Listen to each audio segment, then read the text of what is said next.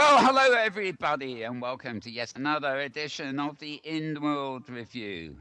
If you're watching this live, you will know that it's part of the Sunday marathon we call the Metaverse Week in Review, which goes out live at noon, on Sundays at noon, shortly before we take over, so to speak.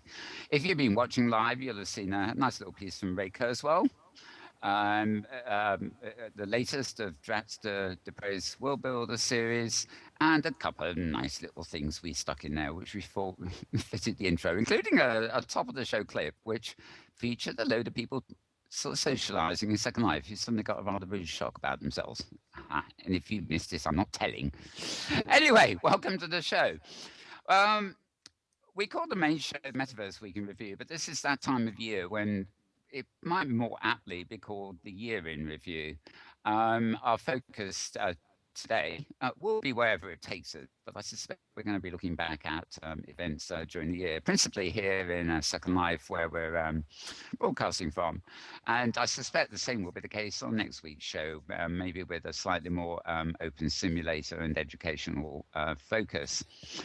Before we start, I'm pleased to say that we will be one of the events of the year, the Virtual World's Best Practices in Education Conference, which takes place principally in Second Life but spans various other grids. A big success this year. We will be handling all the broadcasting for the event this year too, and I can tell you, I think probably exclusively on this show right now, that event will be happening from April the 9th to April the 12th of this coming year.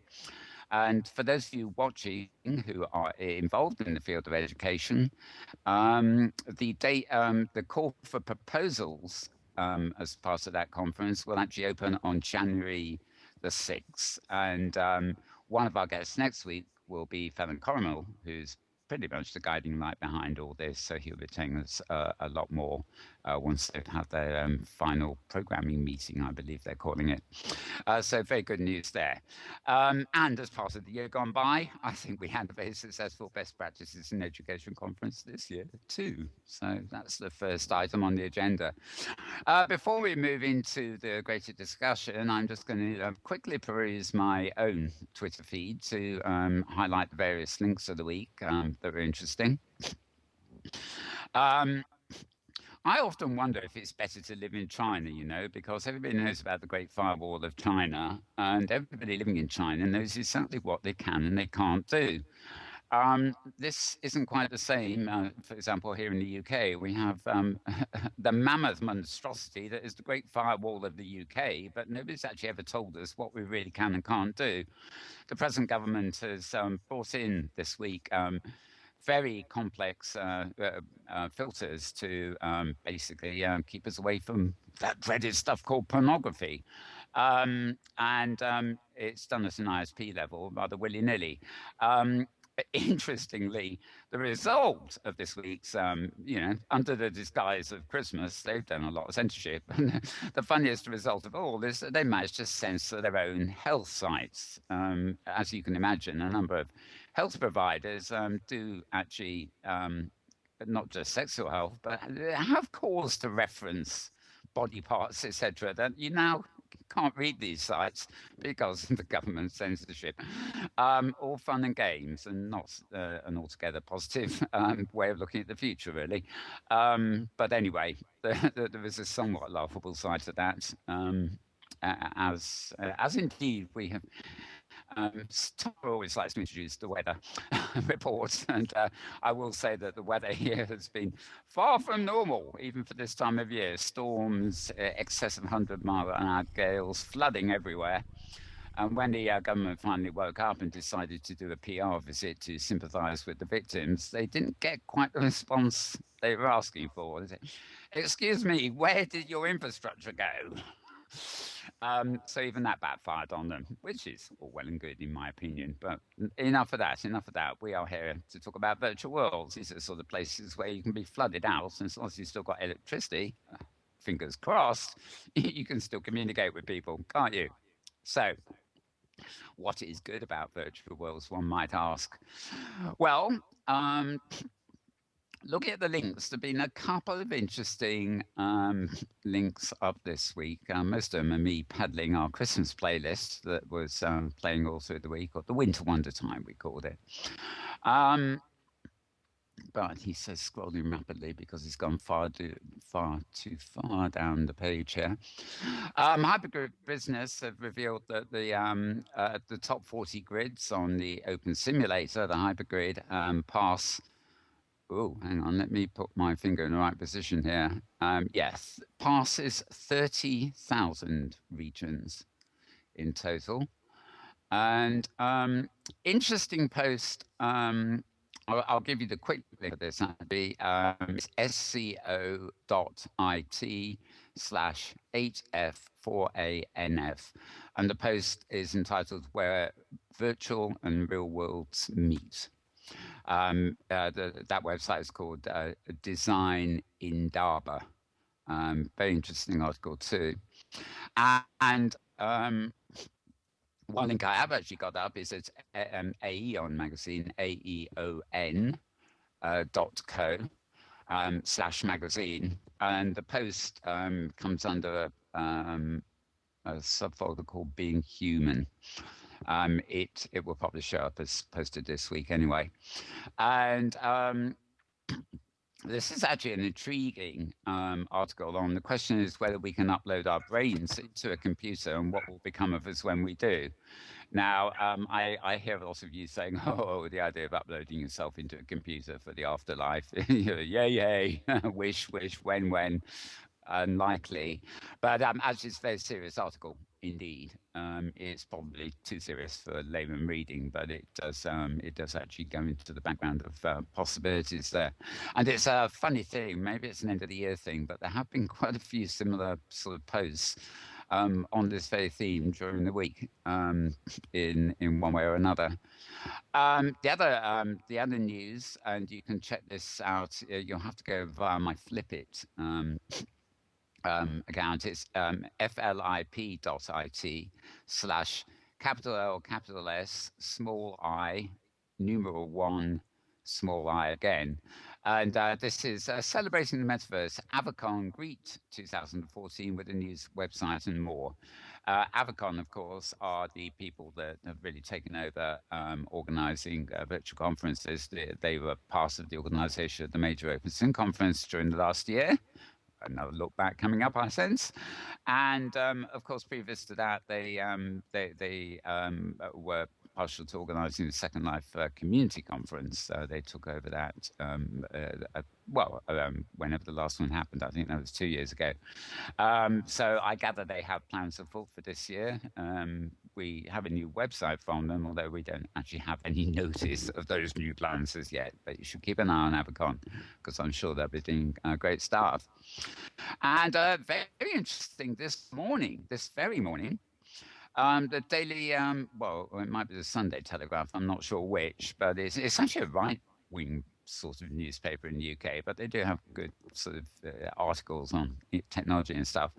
And they actually have a major feature. The link is sco.it/4 VE lowercase 1 capital S and 5.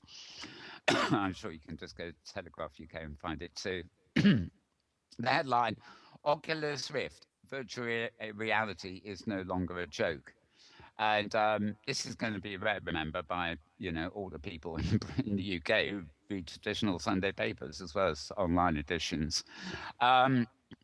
Obviously, they are hailing the Oculus Rift, despite our reservations that we've talked about here. But they foresee the potential of this as really bringing virtual worlds into the mainstream, principally because the educational and the military and academic uses of Oculus Rift will actually drive the public take-up of what is a comparatively cheap device. And of course, it will be very good if they ever put headphones in it and allow you to see through it to your keyboard and stuff like that. Anyway, very interesting. I mean, when a big selling newspaper like the Telegraph, I won't comment on its readers in general, but when a paper like that does an article like that, good PR indeed. So I have other links, of course. They're more specific to in-world activity, and I'll drag them up as we go along through our show. But in the meantime, before I introduce my guests, I will hand the mic over to my colleague Tara here for her update on the week, so to speak. Over to you, Tara. Well, thank you, Mel, and greetings, everyone, from the middle of the holiday period when news slows down dramatically as people get engrossed in Christmas leftovers and the warm up for New Year's, which is a few days off now. And in the RL Sim, to keep with my tradition of commenting on my local weather, unlike most of the U.S., it is very dull here. It's been sort of foggy the last couple of days, burning off to pretty nice days in temperatures in the mid 40s. It hasn't been below freezing for a week or so, and just dull and very uninteresting weather-wise. However, on other news fronts, of course, I always have to introduce whoever I brought with me this week, and this week's introduction is the kitty cat, the new kitty cat that is the final gift in the Kitty Cat's Advent calendar this year. This is a snowflake. And what's kind of cool about the snowflake, last year's kitty cat was kind of like this, but it was all white. And this one's got kind of an iridescent cast to it. So it's pretty cool looking. And I believe you've got at least through New Year's Day, if you want to swing by and collect the December 24th item from the Advent calendar at the Kitty Cat's main store. Yes, there we are now on camera. Of course, what you're seeing on camera and what I'm seeing on camera is a little bit out of sync with each other, but there you have it.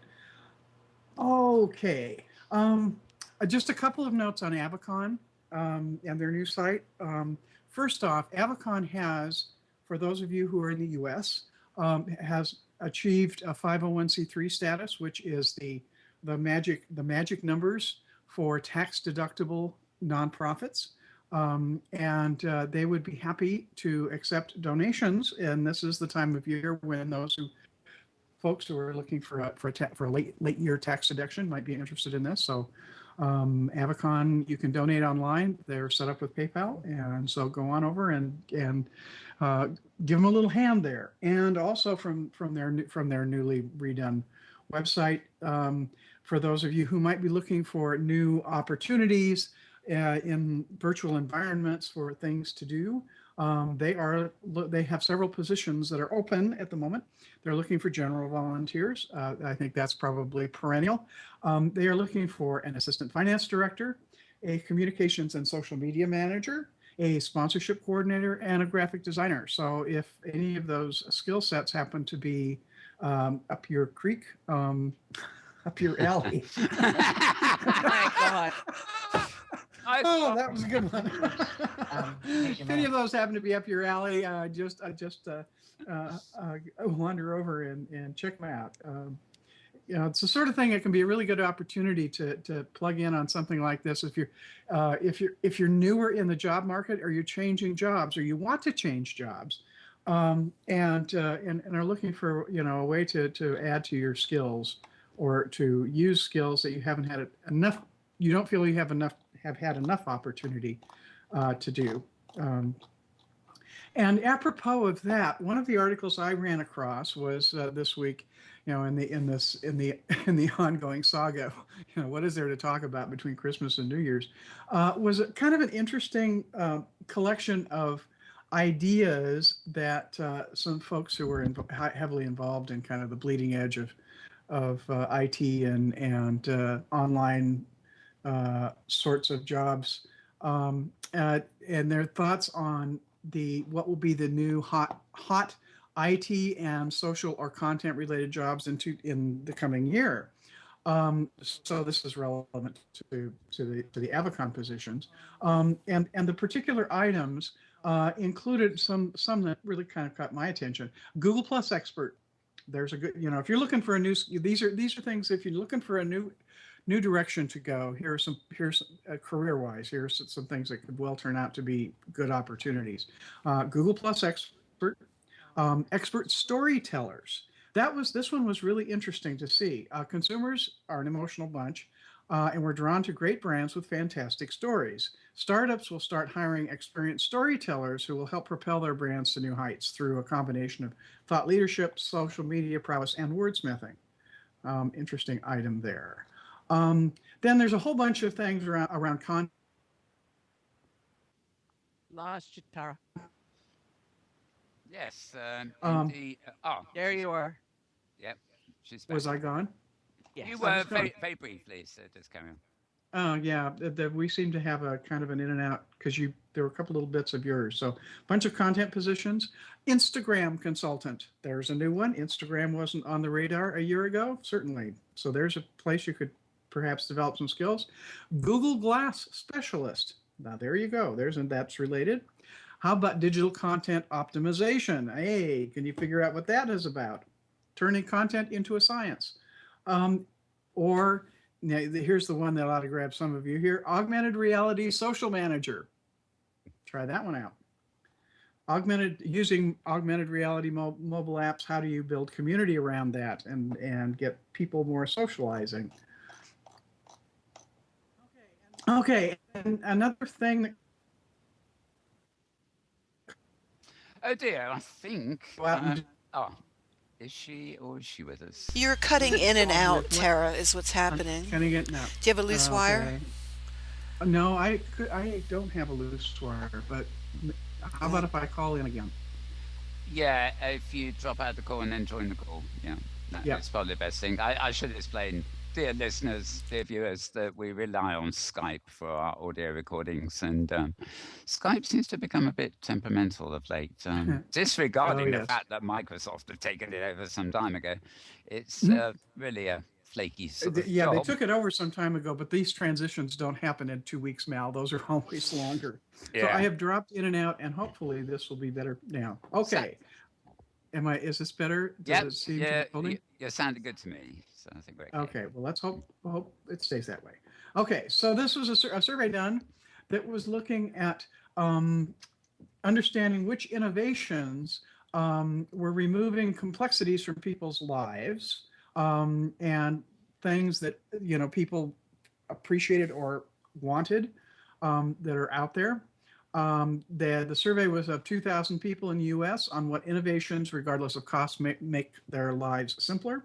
And I thought some of these were pretty interesting too. And apparently all of these are available. So a portable phone charger the size of a credit card that fits in your wallet. Price scanners located throughout grocery stores instead of just in one place.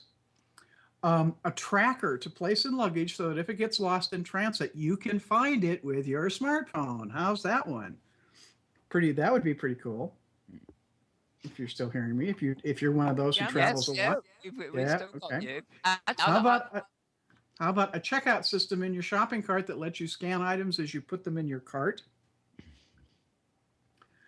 For those of you who have grocery stores where you can do your own scanning and checkout. That would be great. And of course, now this one really ought to be at the very top of the list. A smartphone that can survive being dropped in water. Oh yeah.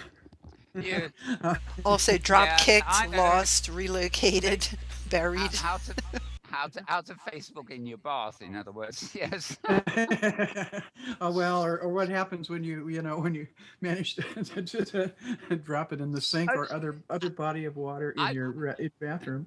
I'd love to intervene with a great one here, though it's not of use to us directly. But in the news this week, in Australia, they have microchipped they've been underwater microchipping all the sharks.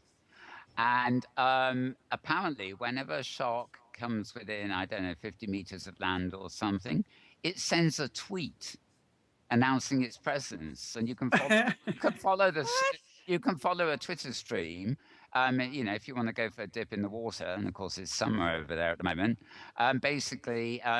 the sharks will actually send tweets when they're near land, and therefore you can sort of scarf it pretty quickly as you want. So it's a very rather useful use of Twitter, in my opinion. Yeah. Yeah. Great one. Sorry, Yeah. but I had to intervene Oh, there. It's sort no, of that's a freaking, good one. That's really a yeah. good one. Yeah. Okay. A couple Yeah, other but items here. A smart. I have to say, I would not add microchipping sharks to Tara's list of desirable jobs. No. No. Yeah, a definite no on that one. Probably not.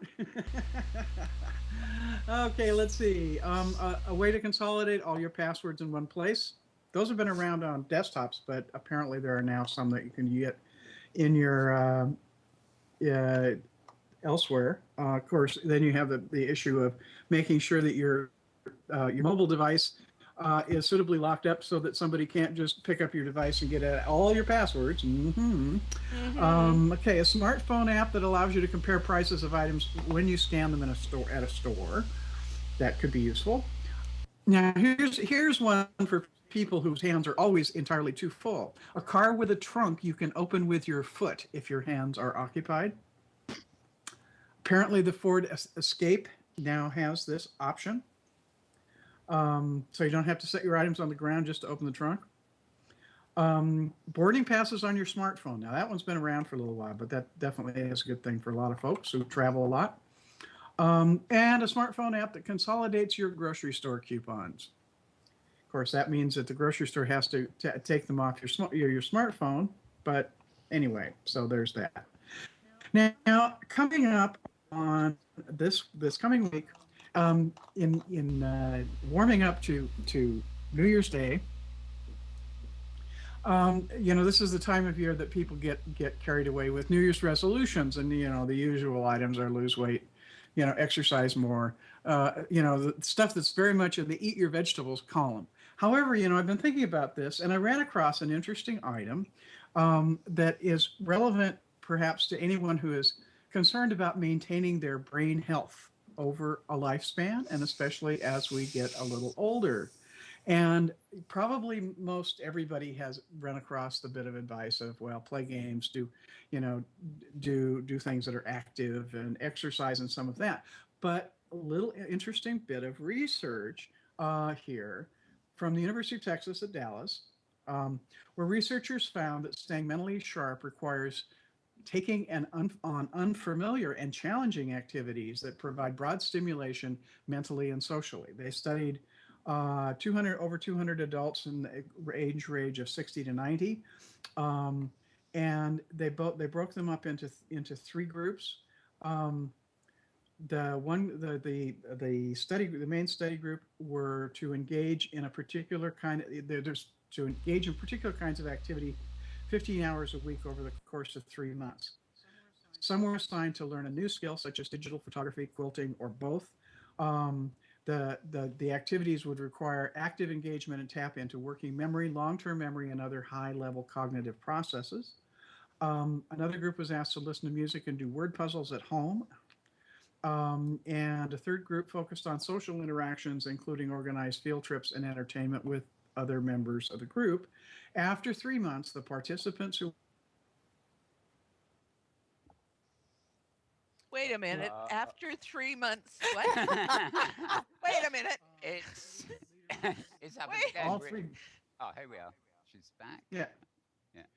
Did you get the 3 months? No. After 3 months. Oh, here's the key takeaway. After 3 months, the participants who were assigned to learn new skills showed improvements in memory, while those in the other two groups did not. So study leader reported that all three groups were pushed very hard to keep learning more and mastering more skills and tasks, but only those in the group confronted with continuous and prolonged mental challenge improved. So engagement alone doesn't do it, but challenges do. So on that basis, it occurred to me that one could develop a list of New Year's resolutions that revolve around virtual worlds. And you certainly wouldn't need to limit yourself to that. But if you consider this, think about a New Year's resolution to learn a new skill that's metaverse related somehow to stretch your knowledge, such as learning how to create mesh. LSL, hey, there's a good one. That's the scripting language. That's not an easy study because you're going to have to learn some other things. Learning how to set up and run OpenSIM servers. Some other aspect of building, learning Photoshop or other photo manipulation software, learning how to produce machinima. Lots of opportunities there.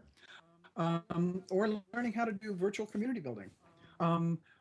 It also occurred to me one could find in-world groups that are related to something you're interested in and are not currently involved with in-world that are not shopping related. Key there. Something that's action related, not shopping related. And in particular, I thought do at least a couple times a week, do something that's outside your usual comfort zone or routines in world. Whether that means visiting new places that you haven't been in world, doing something out of character, adopting a new avatar that is completely different from your normal everyday avatar, and I think even better if you create a new alt for this avatar and go in world and start from scratch meeting new folks. And after you've done this for 3 weeks or a month or something, then introduce those new folks to your normal avatar. How's that for an interesting challenge? Anyway, think about those things. I guess I'll have to train up to be a TV presenter virtually, won't I? Yeah, well, it's obvious the key is get outside your comfort zone. So, I think there are lots of fun things we can do that can accomplish that. And I have some odds and ends of software that are sitting on my hard drive that relate to building mesh and building in 3D in that form that I keep saying I really should spend some time, and I think maybe I'm going to think about doing. I think that I think, generally speaking, keeps you alert to the challenge of new things. You get used to doing something, and you're proud of yourself. It's not a challenge anymore. But on the other hand, if you're the right kind of mentality, you want a new challenge. To keep the brain cells going. So this sounds like brilliant sort of stuff, really. Yeah. And my last item for the week, coming up this week on Wednesday, is, yes, we know it's New Year's Day, but it's something else. It's a very special day for our very own Mel Burns, who has a birthday. Aww. Oh, God, as usual, I forgot about that. And how old will Mel Burns be? The organic or the... this is an organic birthday. You really don't want to know. I don't know. Apparently, all us old people spend our time reading the Telegraph. So does that mean you will start reading the Telegraph? No, that's because that is more to do with the state of mind, not the state of age.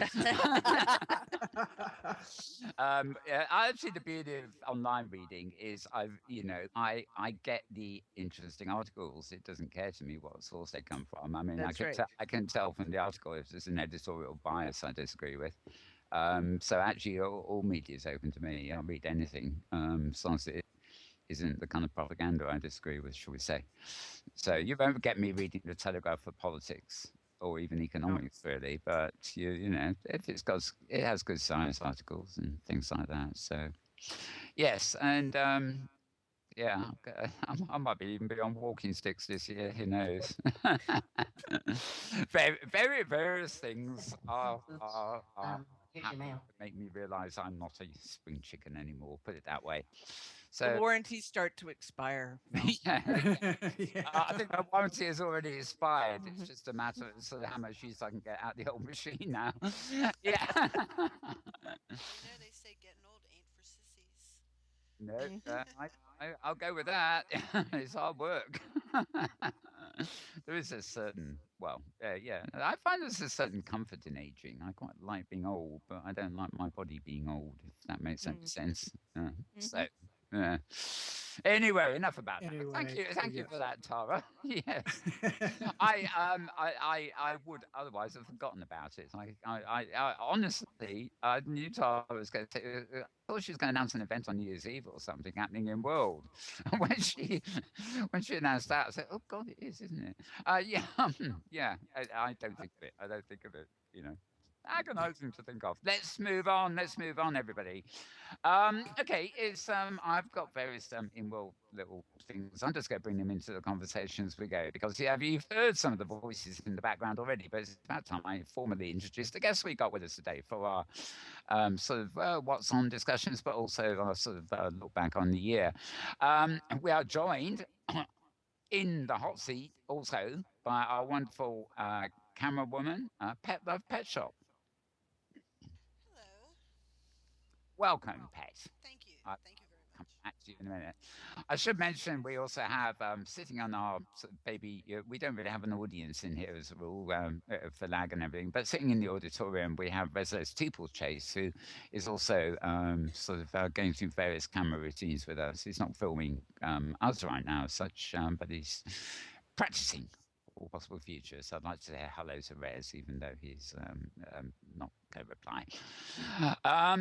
And over on Tara's end of the stage, so to speak, next to Tara, we have an old friend back. It's the first time for many, many weeks indeed that she has not been busy, and has therefore been able to join us for our reflection session. Her tag reads The Intrepid Publisher, and it's none other than Saffia Widdershins. Hi, Saffia. Hello, and compliments of the season to everyone. Indeed. Compliments for last week and coming up week. We're Exactly. We're stuck in the we're the weekend, but we're stuck in the middle of the week when it comes to celebration, so to speak. So yes, indeed. And finally, another good friend here. We see her quite regularly. It's she's the intrepid traveller as opposed to the intrepid publisher. Every no day, no destination. I call her blog. It's Anna McMillan. Welcome on there.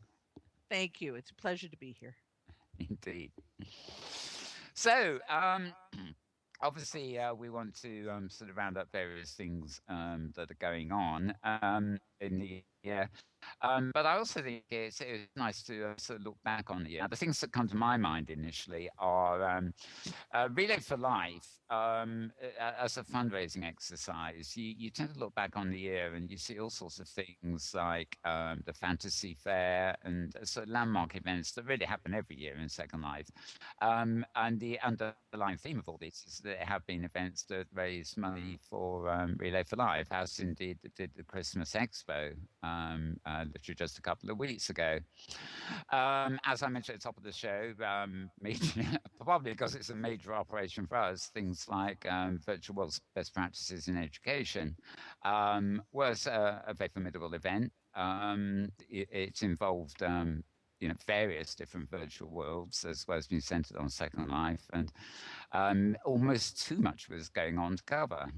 Much the same with the first OpenSim Developers Conference, which was held on a special hypergrid-enabled grid, again organized by Avacon, who we were talking about earlier, who did an absolutely wonderful job of not only finding a way to sort of pack, in a useful way, more avatars on simulators than we possibly can do in Second Life, but also with a four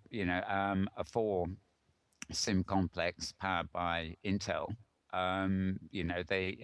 They were able to build spectacularly and also conduct events. And although we weren't part of the broadcast of that, they arranged Ustream channels for each of the events happening at given times. And nobody could actually attend that full conference because, there were four channels broadcasting separate events at every moment of the 2 days.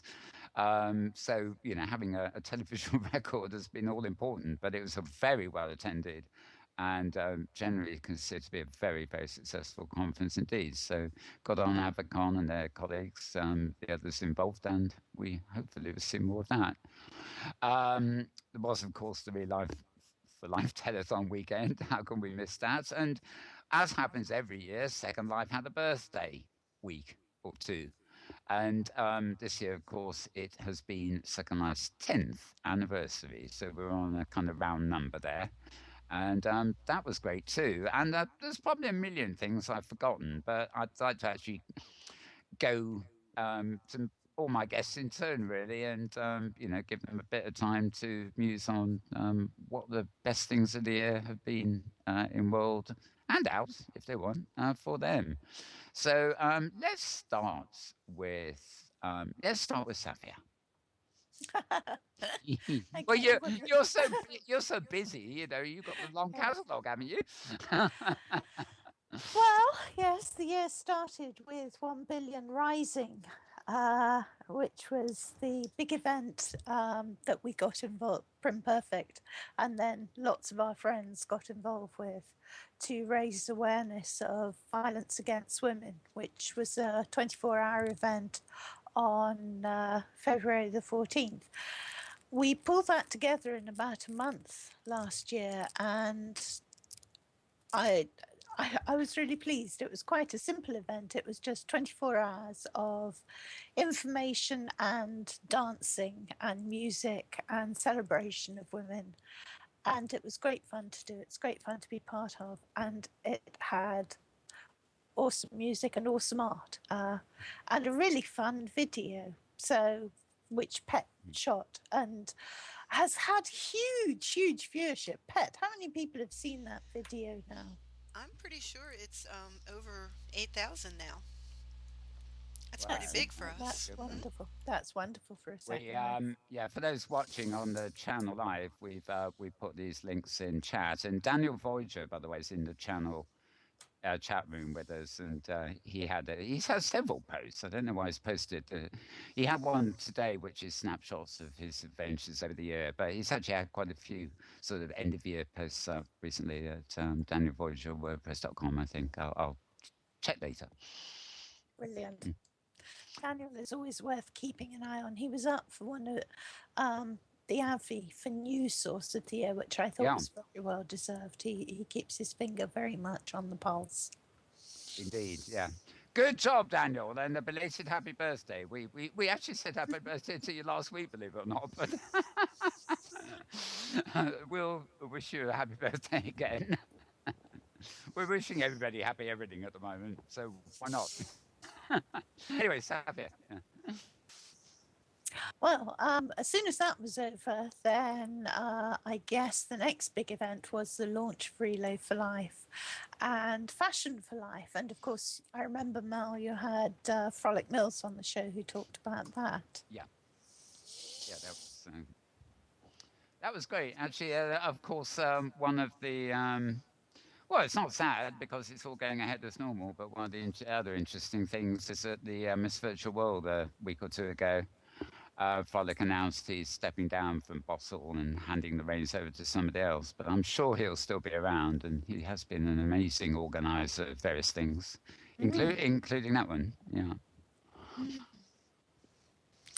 Well, he's been doing it for a good few years, and he and I started off roughly the same time, so I know how he feels. You know how he feels. Total exhaustion. Bye-bye. So anyway, after Fashion for Life, the next big one was Fantasy Fair, which was just an amazing occasion. Oh gosh, they had these completely fantastic Sims, some of the best fantasy creators in Second Life. People like Mark Sinkpen and Shani Azali, Carl Matzerath,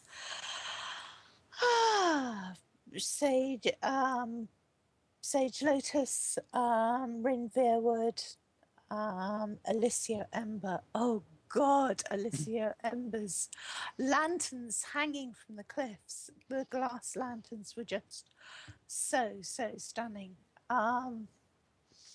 And it was just such a thing of beauty. And of course, Alia Baroque with those wonderful ships sailing eternally into the sea. Just absolutely stunning. And a great event, lots of fun things happening there. So it was a huge success. And then no sooner had we all drawn breath from that than we had the Home and Garden Expo, which is, of course, our favourite one for Prim Perfect. So then everyone was getting involved in that and building some lovely new designs coming through. We had talks there, and Aisling Sinclair, who's our advertising manager and also a very good designer. She built us a complete little Greek village where we held our talks, and it was just so sweet. She'd never built in mesh before, but we've been running a series in Prim Perfect over the year where Beck Janus taught people how to build in mesh. Ash read Beck's articles and built an entire mesh Greek village as the very first thing she'd ever constructed in mesh. Oh, wonderful. Just has the knack of it, eh? Yeah. So that was the Home and Garden Expo, and drew breath from that, and we were into the birthday and the 10th birthday, and that was so exciting. Oh God, I just love that. I will intervene here because those of you watching the channel live and are still with us when we finish this segment, if you wait around for the lifestyle section at the end of the show, we do have a two-part film which is looking back at SL10B, and it's a rather nice film because not only does it look back at some of the builds and events, but it has an active sort of ongoing comedy story in the narrative that's put together. So you're actually being talked and narrated through recollections of SL10B, which was, as Saffia said, an absolutely marvelous event. And of course, we have online recordings of all the wonderful talks you and various others did at that event too. Yeah, that was great fun. It's a wonderful opportunity. We advertise every year and say, if you've got a story to tell, if you want to give a presentation, you can come and give a presentation in the auditorium. And if you don't want to do a presentation yourself, you actually want to be talked to sort of give you the spur an interview. We also will do that, and we talk to community people, we talk to creators, we talk to designers of various kinds, and we talk to artists. A very successful series of talks with artists this year. And we, I think one of my favourites was talking to Toad Nakamura and Flea Bussey, because they, of course, designed what I think for many people was the icon of SL10B, which was that fantastic turtle stage. Oh, yes, indeed. And just appeared on the face that launched 1,000 photos, that turtle, I think. This huge turtle island with elephants on its back at the edge. It was just the most wonderful. Definitely a not possible in real life job, as I used to say. Yeah, wonderful stuff. And of course, by the way, you're in these films, Saffia. There's shots of you leading the raising of the flags, and is there? There's shots of the flags coming down as well, for that matter. So yeah. Well, that was the result of a lot of behind the scenes discussion, because the trouble last year we'd had a formal launch ceremony, and most of the birthdays in the past have had openings where someone gives a speech and everyone tries to crowd into that sim or the four sims, and they keep crashing, and it's absolutely horrible. And everyone fights to it. And Doc, who's organising, one of the main organisers of SL10B, said, no way, this year we are not doing it. And there was another group of us who said, well, we need something to mark it so that people get a sense that this is starting. Yeah.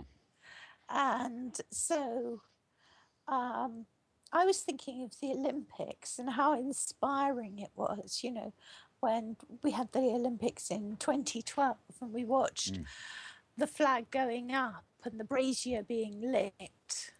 And then at the end of the event, the flags came down. And I thought, why don't we raise flags distributed?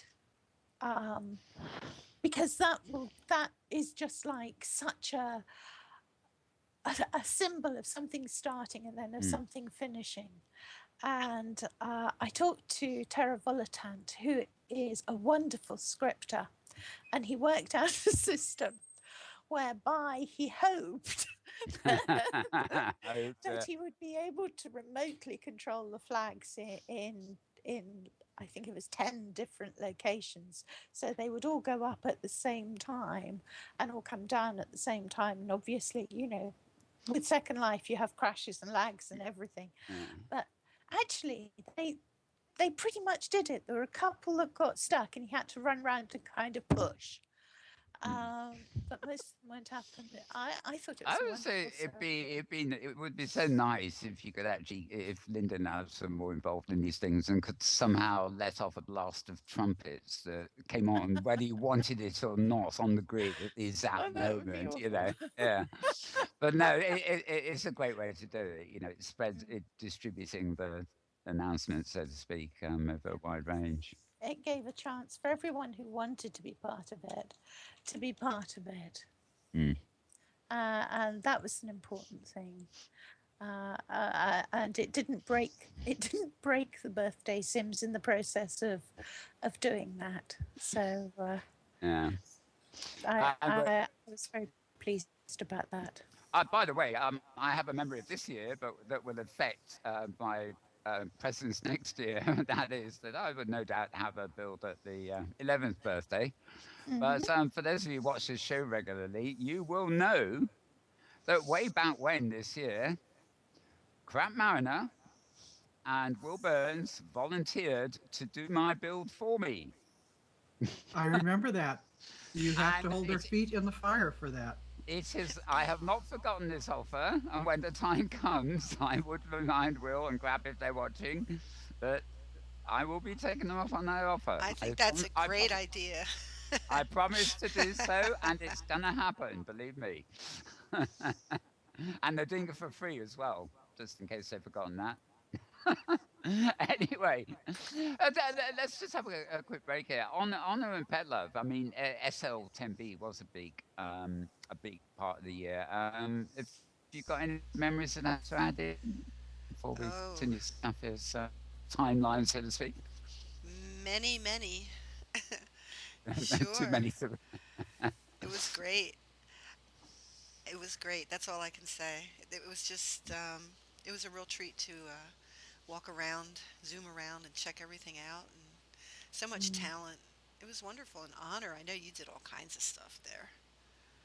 No, not this year. I wasn't involved this year.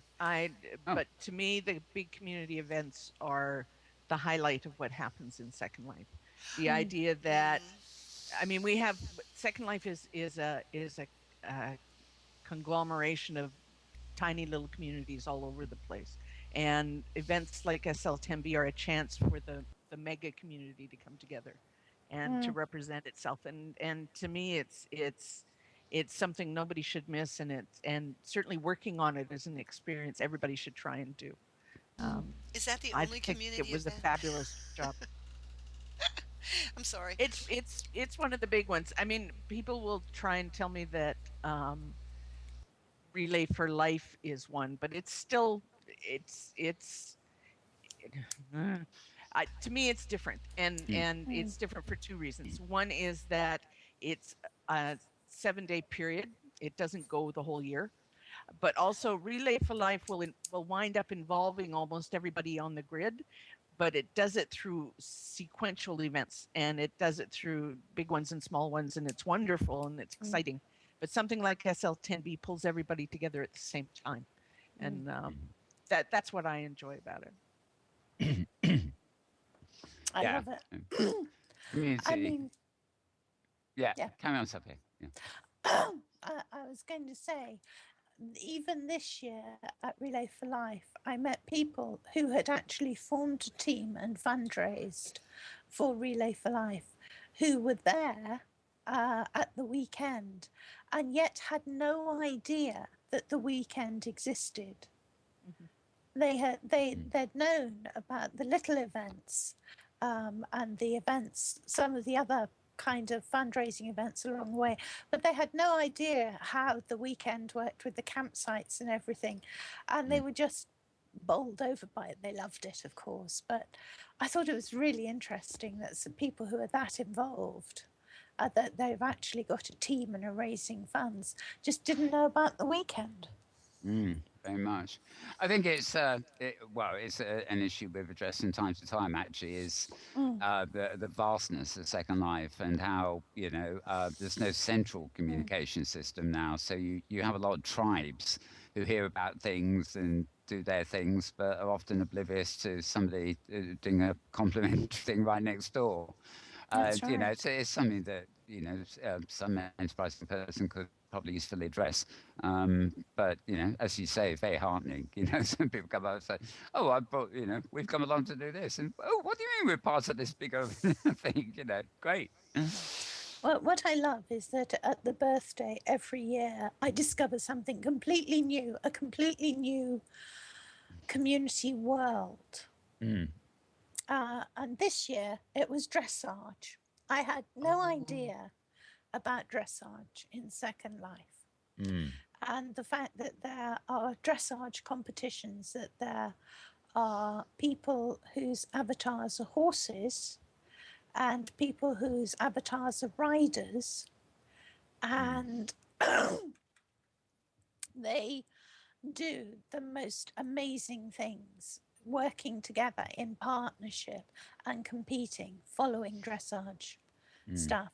And we've actually, having discovered them and filmed them for Designing Worlds, they came back for the Babbage show. All the horses and carriages on the Babbage show are pulled by avatars, and it's so much better than trying to drive, I was just mesh thinking. horses or anything. Yeah, I was just thinking how you rushed off and did a show on that one. I sometimes morph into a horse avatar. I got just this year. I got this. I've got a few, but I've got a nice horse anyway. But this one's rather nifty because I can be a rider or I can be the horse avatar, and you press on me, or no, I raise a ball, and you can choose whether you sit on me and drive me, or whether you sit on me and I drive you, and vice versa, and that's fun. Because you've got to work in partnership with another avatar to operate it. And That's fantastic. And That's great. the Yeah. level that they reach, the level of skill. I mean, in the Babbage show,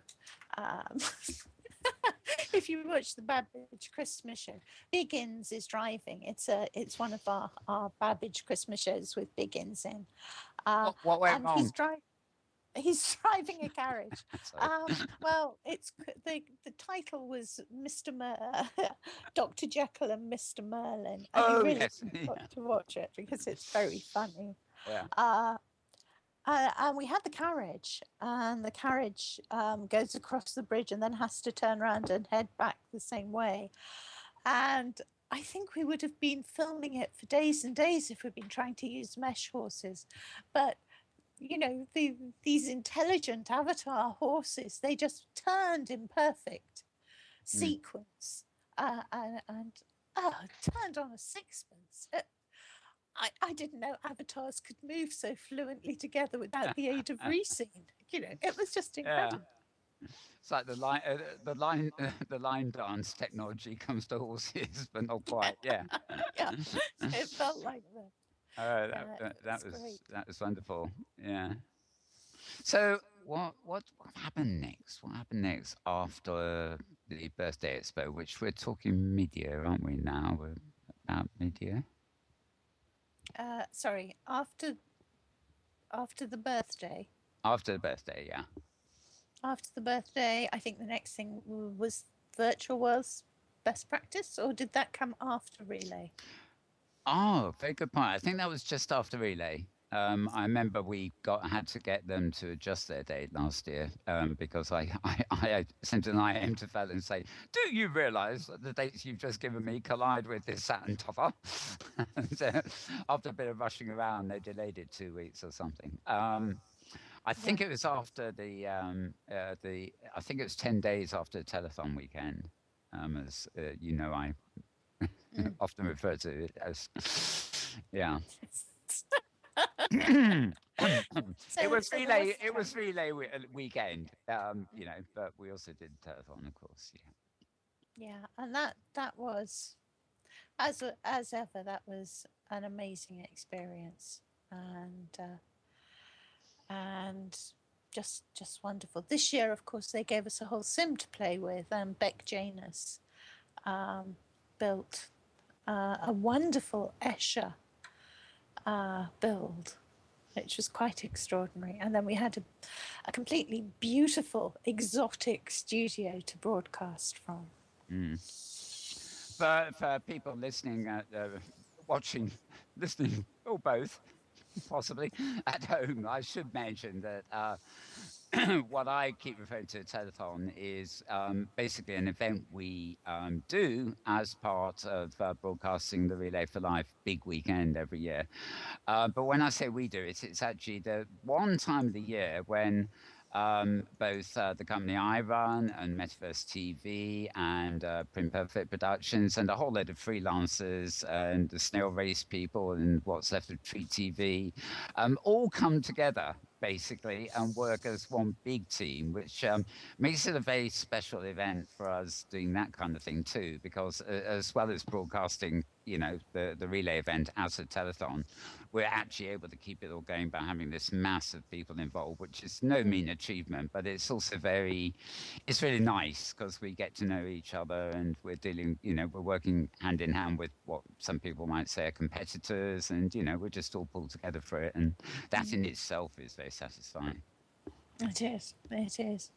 And there were some amazing people working on this year. Mal, you holding down the studio, and Saffia Knightley was just incredible holding the sound streams together, which I think is probably the hardest job. Yeah, Saffia's been one of the hardest jobs. We've been hauling Saffia in for all sorts of things recently because she's just so good at handling the audio desk and mixing various sources in for us and everything. So yeah, she's a wonderful behind the scenes technician. And I was when you were talking about dressage earlier, in fact, she has a huge community of its own. I don't really know much about it. I think they call themselves ponies, but I don't think that is kind of in the horse sense. It goes no, oh God, Yeah. Don't say ponies, unless it really is the name of her thing, because she was trying to get me interested. Okay, Mal. And she used the word. Yeah. What was it? Okay. No, you just have to be careful because there is a whole subculture within the adult community related to ponies. So we have to be very clear on our terminology here. Right. The dressage horses that I've seen were not the same thing. Yeah. No, I was taking it as a cue rather than a comparison. Yeah, I don't really know a great deal about this. She did drag me and Duza and a few other people over to a huge complex of sims she seems to have, which have racing areas and stuff like that. But I'm not too much of a role player, so I sort of observed more than partook. But I did take some film, which I'll try and put in our places department at some point. Of her residential area built in the sky, and it's like these wonderful interlinked skyboxes with really electric sort of light effects that I can barely describe. And, you know, I just thought, what a wonderful environment, you know, a surreal environment to have all these people living in. But I digress. Saffia is a wonderful sound technician, and Saffra, sorry, lest we get confused. And yes, much credit to her. So big part of the year for us, I think. So what came next? Where are we? July or August or somewhere? Right. So after the Virtual World's Best Practice in Education conference, I guess the next big event was Burn 2. Oh yes. Yes, I've forgotten that one. Indeed. And that takes place in October. That's the chance for the art community to come together and in a very anarchic way to create the only virtual world's version of the Burning Man Festival. Now, the Burning Man Festival in real life, of course, takes place. I think it's Colorado desert, isn't it? And some people say that Nevada. Nevada. right. Okay. Right. Some people say it's part of the inspiration for Philip Rosedale creating Second Life. And that, one interesting thing is that during the course of this year, Philip Rosedale, who used to be CEO and of course is founder of Second Life, also left the board of Second Life. So he's working on his new project, High Fidelity. But it's very curious that over the last 3 years or so, it's actually Burn 2, where Philip always turns up one day and does a little talk. You never seem to know when it's going to come, but you'd think he's sort of not in the loop with Second Life anymore, but he always seems to turn up at Burn 2, which I think is interesting. You didn't see him at the birthday party, but we saw him at Burn 2, which is so closely after. So it's nice to see that something like that event that engages, the people that pioneered Second Life themselves. Anyway, that was Burn 2, and of course Burn 2 always seems to go on longer. It feels like it goes on longer than it really does, but of course it all climaxes with the burning of the man. The Burn 2 event, by the way, does take place some weeks after the Real World event. They're not in sync as such, so it's like the whole thing is repeated virtually with Burn 2. That's right. And it was very interesting. It's declined from, at its peak when the lab backed it, I think it had something like 33 sims of art, and people could get free spaces to build. Now it's pretty much, I think it was 4 sims this year, and possibly 6, and all the slots are paid for. They do give out some special art places to a few leading artists, but most people pay for their own little spot. And I think that's a shame. I think it's a shame that it's kind of stopped being a place where anyone could go and build. Although I did come across some very good exhibits by people who'd just never been there before. Mm. And I came across some good ones by people who are very well known. Very well known too. Yeah, it has a flavour all of its own because, of course, it is modelled on the Burning Man. I mean, to a certain extent, the LEA has taken over, what's left of Linden Labs' sort of sponsorship of arts. But, of course, it's the LEA is a wider berth, really. What you see at Burn 2 are the sort of the edgy, on the edge sort of creation kind of thing, rather than the standard artistic and installation or a contrived build. Everything at Burning Life kind of fits into the player itself, where it's set, which gives it a very different flavour. Well, and one of the reasons it's different is Honor. Yeah, one of the reasons it's different is that there's a theme at Burn 2, right? So everybody is building to a theme, and that the flavor is intended to be similar. I mean, at Leia, I should probably do full disclosure now. I'm officially a member of the committee now. Oh, right. Okay. Which means I also can't say all the things I necessarily would like to say. We got to sack you. We got to sack you because you joined the board, eh? Yeah. Well, it just means that I have to think about what I say now. I can't necessarily. I mean, if anybody reads my blog, occasionally I vent about things, and I had been writing a vent in my head for about 2 weeks, and then they made me a full committee member, and I couldn't write. I couldn't publish it. Well. It's very sad. Anyway, but what I was going to say is that one of the differences is that the Leia Sims are they're not theme driven, and really what appears is based on what the artist envisions, and it could be a general or a moderate or an adult themed sim. It's up to the artist to decide what it is they want to build. But there are also another 9 sims with either ongoing perpetual projects like the Machinima Open Sim project or other sorts of things. But the biggest difference is that it's themed. Burn 2 is themed, and it's also modeled on Burning Man. So there's a definite mindset that people have when they partake of it. And that's what makes it exciting. It's like walking into a Burning Man festival. Yeah, I I think things like that work particularly well. I mean, forgetting about lag and the fact they may get oversubscribed at lumps in time. I mean, the other example that Saffia mentioned earlier, of course, is things like the fantasy fair. You know, it's all different, but on the other hand, there is an overriding theme of fantasy. So you get people working together. You know, one person doing a bit of a parcel, another person or team doing another bit of a parcel, but thinking about the way it interlocks with the surroundings because it's centered on this theme. Whereas, as you say, you know, you could have an area of land that's divided up into various sims that are for installations, regardless of how they, you know, what the effect is when you walk from one sim to another kind of thing. Yeah, they're not intended to relate to each other. And Yeah. in fact, I mean, some of the artists have issues with that because you can see another sim from theirs and they go, oh my God, but, you know, relax. It's okay. You know,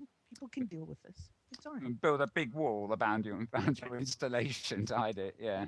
The other thing I should probably make clear, because Linden Lab very generously provided the Sims for the Linden Endowment for the Arts, but they've had no involvement after that. I mean, they provide the Sims, but it's volunteers who do the management, the artists who do the building. And I've been there sort of as an advisor for about 10 months. I've never seen a Linden around. So it's not Linden Lab that's running Leia or doing Leia, but they did very generously provide the Sims, which is wonderful. The idea of more places for immersive art in World, to me, you can't have too much. Yeah, I mean, to me, it's the symbolism of they're involved. They're sort of not actively involved, but they provide the Sims, and again, it is called Linden Endowment for the Arts. So, you know, it shows it's self-serving for them, I suspect, of course, as well. But you know, it's a presence in Second Life saying. Well, it's just like, I mean, if you donated $10 billion to build a wing onto a hospital, nobody would be surprised if it was the Melbourne's wing, you know? No, indeed, yeah. Yeah, same sort of thing. We could have called it Fred, though. I would have liked Fred. We could have called it Fred. So before I come back to Saffia, how about you give me, if you can, as you see it, because of your involvement, a kind of summary of events with LEA over the course of the year, because of course this is, the presence of those sims and the ever-changing installations are an ongoing event. Yeah. So have there been any highlights in the year without favoritism, hopefully, that have really struck you? Without favoritism. Well, it's well, it's going to be my favorites. Yeah, it's got to be your favorites, of course. But, I mean, Secret Ghost, I think, really burst onto the scene last year, but she just continued her amazing work this year. We saw some brand new artists like Livio Corbesi, who did an extraordinary job on something called Musiclandia that just attracted a huge number of visitors. And getting Livio to just apply was like pulling teeth, because it meant he had to agree that maybe he was possibly perhaps an artist, you know? And it was, I spent a number of people spent a lot of time beating his head against virtual walls to get him to apply. And on that note, if anybody is interested in trying, to see what they could do with a full sim to realize a vision that they've got in their head that's burning to get out, you've got another 24 hours to apply for the next series of grants. So please do a search. In fact, I won't post it, but Linden Endowment for the Arts, do a search on there. You'll find the lea.sl blog, something like that, and you'll find the grant application there, and you really should go. And the current round of grants end on Tuesday. So if you want to see Musiclandia, if you're going to go see Leia 6 and see this bizarre Italian futurist thing done, you have until Tuesday to see everything that's there right now. And so go visit. That would be very cool. Let me tell you some of my other memories of the year. My memories are a little different, only because Saffia took most of them. Because she does that. Well, that's why I said you had to have something to do with the birthday, because you had something to do with everything else on her. Well, no, I didn't. Pretty much. And in fact, I'm stepping back for more things this coming year, and I'll explain why if we have a chance, because I have a huge project coming. Let me tell you about memories I have about slightly different things this year. This was a year when a lot of changes were made to the viewer. When a lot of things were added. I used the Linden Lab viewer. I know some of you don't, but if you don't, then you probably haven't experienced materials textures yet, and that's very sad. I am in love with mesh. I just bought and put out a brand new mesh house built by Jen DeBoo, which is just extraordinary. It's 4 floors. It's got a working water mill. It reses as a single object, and the land impact is 140. I mean, it's just mind-boggling what can be done. But she has used materials textures on the windows, and I didn't realize this, but I discovered when I started putting light fixtures up that the light reflects off the windows like it does in real life when you use materials textures.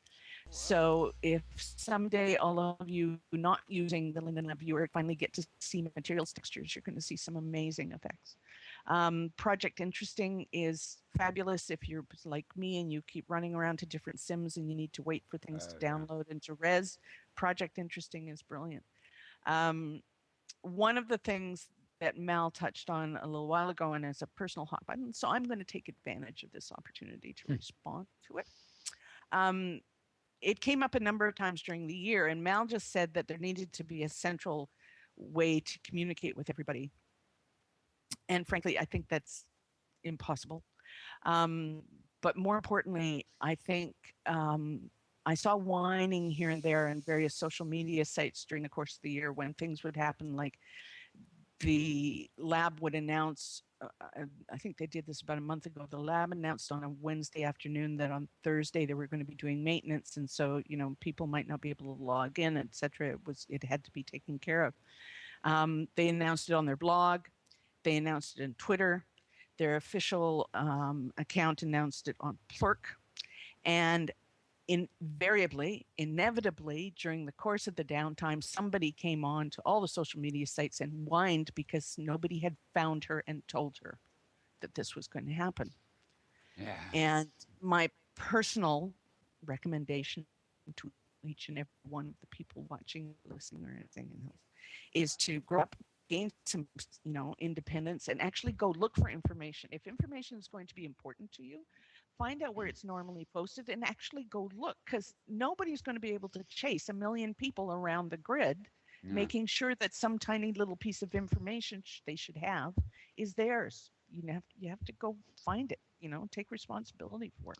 I receive a lot of posts frequently, not just Inworld, but mostly via Twitter streams and stuff like that. Almost every day I get a post saying unplanned maintenance, such and such an hour. Yeah. And, it's good to know. But the thing that annoys me is that, why does there have to be so much unplanned maintenance? Why isn't it planned? And, why? Because between you and me, unplanned maintenance doesn't exist. If it's maintenance, then it would have been planned. So if it's unplanned, it must be a fix. Yeah. Right? Fine. Yeah. So and I guess it doesn't sound as good to say unplanned fix, because it would necessarily be unplanned because they wouldn't expect something to break. Well, that's true. Just a lot of fixes. Although one might argue that an unplanned maintenance, or there's no such thing as an unplanned maintenance, because anytime you do routine maintenance, the odds are excellent that something's going to break. Yeah, there's that. I mean, just being in the software business, I've come to appreciate this, and especially when you take something as complex as Second Life is, Oh, yeah. where there's so many different things that are outside the lab's direct control. That once something is released, when they do a server update or a viewer update, and something is then available in the wild, that stuff will turn up because there's simply no way to test everything Yes. short of users discovering stuff. So Or breaking it. Well, they've Like always some of us can do. Yeah, they've always said Yeah. Second Life is in permanent beta, so what the hell? We live with it. Yeah. For sometimes it's the fun of it, But Anyway, I think the viewer made a lot of great strides ahead this year. Mm. And I'm looking forward to seeing. I think some of the projects that they've been working on for a couple of years are finally producing results. And the results, from my perspective, have been very positive so far. I would actually say too, although it's not, it didn't come, Mesh didn't come in this year, but I would think 2013 has been the year of Mesh. I mean, it's major adoption, and we're seeing, vast quantities of Mesh on the grid now. So it's not new anymore, but it's sort of been the year of Mesh in terms of, all content creators are tackling things in Mesh, and it's really coming in fast now. It's really Well, the builds changing are the becoming- look of Second Life. Yes. Excuse me. Mm. It really is. Yeah. Well, interesting, Mal. I think that I observed the same, kind of slow uptake when Sculpties were introduced. Because they were introduced, and everybody was real hot about them. But it was a good year or so before they really became quite visible on the grid. And I think Mesh just has reproduced that kind of timeline. It just takes that long for things to really get adopted, and for people to get their skills in place, or or to fiddle around to figure out how to do various things. And to realize what they can actually do, because Yeah. the builds are becoming extraordinary. And also for the kind of the middleman industries to set up, so that the people who aren't going to build purely in Mesh have a chance to take part in a way with using Mesh, so that you have now the people who sell the full perm templates, and that whole industry has grown up. The other thing, the other side of this, I mean, with OpenSim, for example, you can go into OpenSim worlds and build, but you can also have your own local installation. I'm really curious in some ways as to how many people who author in Mesh are getting used to the system of creating offline and then importing, because the tools to actually create Mesh items aren't really very good in Second Life. It's just that Second Life now supports Mesh. So there is a swing here to, working offline and then bringing it online, as well as, that goes over and beyond the swing towards using Mesh. I think both of those are probably good moves. Okay, I silence know. reigns. Actually, I'm sorry, I was trying to come off mute fast enough, but some people have been working with Mesh for many years. It's been in other games forever. And some of those Mesh designers are finding their way into Second Life. Saffia introduced me to one who helped us on the Black and Mirror with a special effect. He was brilliant, and he has a brilliant site in Second Life. Is it Nick Laws? It's Loz Hyde. Loz It's Hyde, Loz okay. Hyde who does Meshworks. Yeah, Really amazing. he's terrific stuff, and he models for Hollywood films. So, yeah, he's very good. And one of the things I was interested this year, actually, when I was doing talks at the Home and Garden and at the birthday, we're now doing kind of regular talks at Prim Perfect. With Mesh creators, and those have proved very popular, with people coming along and finding stuff out about Mesh creation and how they can get involved. Those have been going really well. But one of the things I was really interested, I talked to some creators who've been around for a long time, people like Zandy Mars um, and Robin Sojourner and Nikki Ray, all of whom are really long-term traditional creators, and they are all so excited about mesh. Robin is already doing the most beautiful things in mesh, quilts and things. And Nikki is looking forward to, I mean, she's having a sale at the moment and retiring a lot of her stock. And someone was saying to me, you know, do you know why? And I said, oh, yes, I interviewed her in the summer. She's going over to mesh. And I'm just longing to see what designing Nikki Ree will pull out of the bag with mesh. And you know, people are, these long-term designers are doing some exciting things. Lilith Hart, Lilith and Dolly have done the most amazing mesh trees.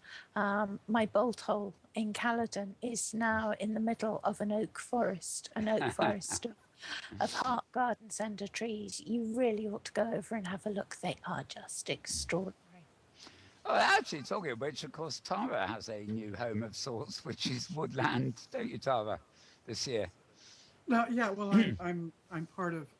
Have had a chunk of land as part of the Five Islands for some years, and was, you know, that chunk of land was a tropical beach until this past year when the opportunity to move to Edlow and be a next door neighbor to Crap Mariner opened up, and I decided to jump for it, since I'm more inclined to more temperate climates as far as the look of things than sandy beaches. And I had run across, actually another one of the builders, people who's part of Five Islands had.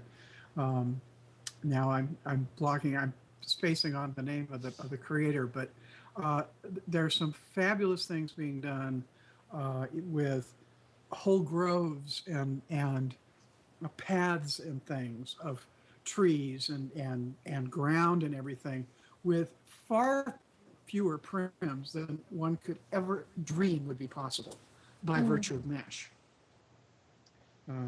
So it's really amazing the stuff that can be done. That, you know, that just looks vastly cool, that you can just kind of plunk down and then tweak to fit your setting and stuff. Yeah, it's wonderful. In fact, regular viewers may remember we had a little clip of that on the channel a couple of months ago now. But I'm definitely, Saffia, thanks for the tip on Hart Gardens having added a bunch of mesh stuff. I need to go take a look there because I haven't been over there for a while. And check out their new trees.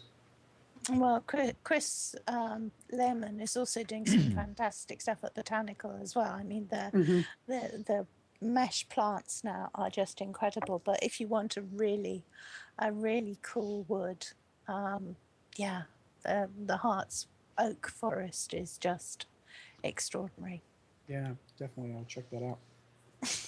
So I think whilst we still have in mind the timeline coming up to date, actually maybe I'll switch to Pet here and just have there been any real highlights for your year, Pet?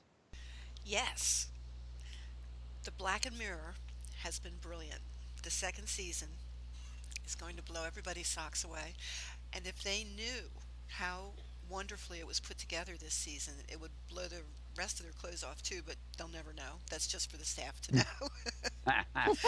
It's just a really great, really great set of episodes. And episode 4 is coming out in about 2 more weeks, right? January 12th? That's right. Yep, January the 12th. Yep. And we're going to do an outtake reel too, right? Yay! Most Stuff definitely. we really need to share. Most definitely. That's what we need in the mission of Appeal there. We need outtake reels. They're sometimes they're the best thing to watch. Deleted scenes and outtakes. Oh yeah. Yes. And we have just the most amazing people. That outtake reel, I'm going to ask Xander and Lauren Tone to collaborate with me on the soundtrack for that. because Yeah. might as well make it, They, yeah, have as much fun as possible. they've done, yeah. We Brilliant. we have a crew now that, aside from having amazingly brilliant and talented actors, um, we've we have got Peter Jurassic in this series from Babylon 5, and that was just so wonderful for him to be part of it. Um, we've we've also got the most fantastic crew, and it's a very big crew.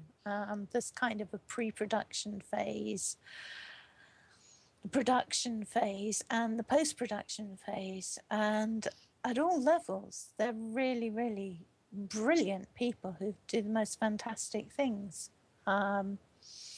Pet is the cinematographer on it, and PJ Trenton is director of photography.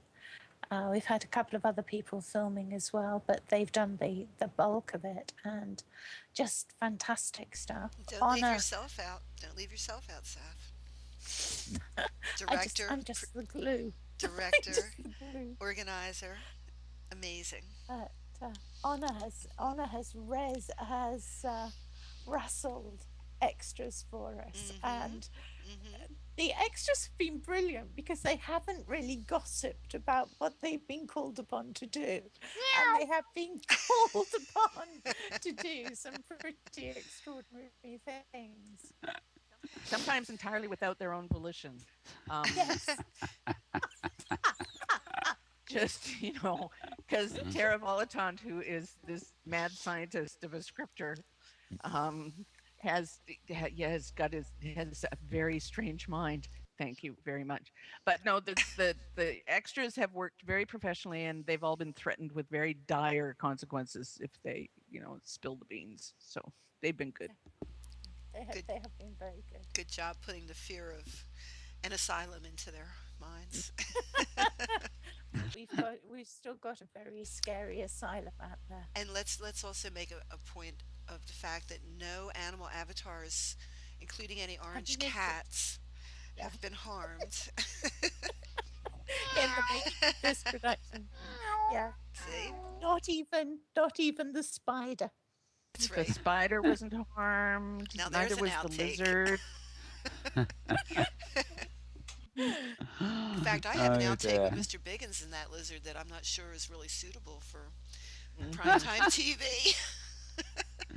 That is the whole idea of an outtake, you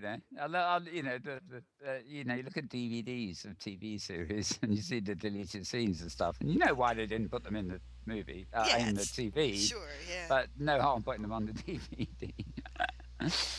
Yeah, great stuff.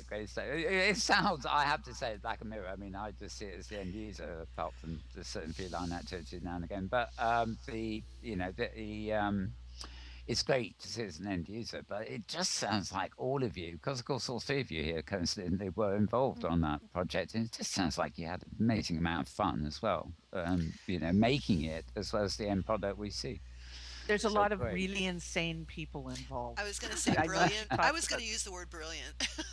Yeah, but insane. Completely insane senses of humor, yes. I have to admit, one of the highlights was meeting Peter Jurassic and meeting Mondo. Babylon 5 was just very cool. That was just, Great. Yeah. Right. And I can release a small spoiler, I think. No, I won't. I will come back on the show and give you a spoiler when the series ends, okay? Okay. But you better tell me, and I am right now. It's so excited when you said that, and then bloom. yeah. No, I won't. No, I won't, she says. Okay, fair enough. Well, back to Petlove. What else? I mean, the work you've done back in Mirror, understandably. Yeah, it's so much. It's just like a wild ride. Virtual World's Best Practices in Education was a highlight in my year. It was interesting. There were some really great presentations last year, and I'm looking forward to seeing what they come up with next year. The birthday was fun. The The talks that were presented at the birthday were all very interesting. I didn't have any idea that there was a role play sim that involved people who wanted to play kids who went on adventures. Because you always hear Oh, about child play being negative in Second Life. It's mm, just a little too weird, for some people, most people. But this was a really sweet, healthy expression of it's so easy to feel like a child again. And I thought mm. that was really nice. And working your show this past year has been a treat too, Mal. I have to say, I've learned a lot. I've met a lot of great people. It's been a pleasure.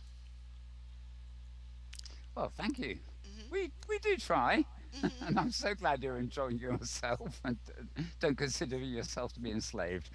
No, It's been wonderful having you part of it. I mean, thanks. it is of course coming up more or less to the anniversary of the first time we did the Inworld review and Hmm. gave up on live streams, incoherent way of handling our webcams, basically. And it has changed everything. And it's from my point of view, it's turned monologue into dialogue, and that's what makes this this segment of the show that's so much better. Hmm. It's proof pudding really as well that virtual worlds, which we've been talking about for a long time, are really the best way to do it. They Rather are, than just sure.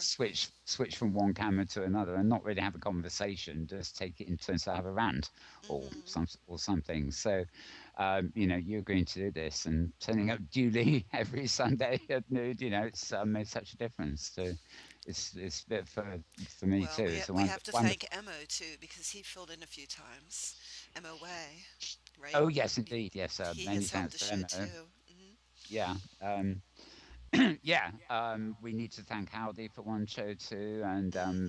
and maybe next year we'll be thanking wrestlers here in the audience. Go Restless. Yeah, but I mean, I think I can say 90% of the times throughout the year you've been here, and that you're enjoying it as much as we're enjoying you do it. It's been a It's a pleasure. great thing. We are, of course, going to be announcing some changes in the new year. Hmm.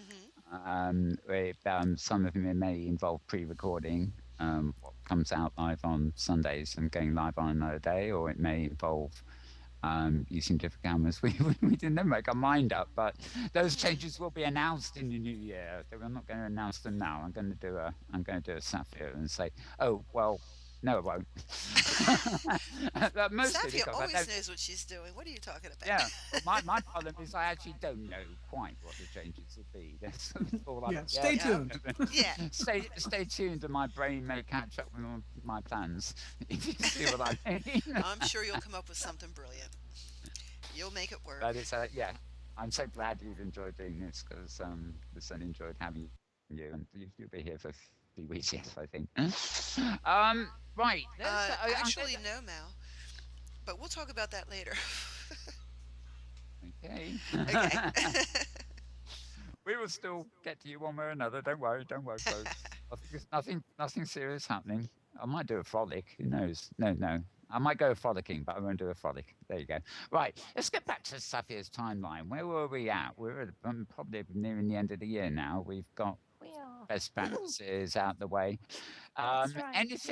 Anything before the Christmas Expo? I mean, that obviously is the final sort of highlight, really, isn't it? I think that the community events kind of die down a bit after Relay for Life and Burn 2.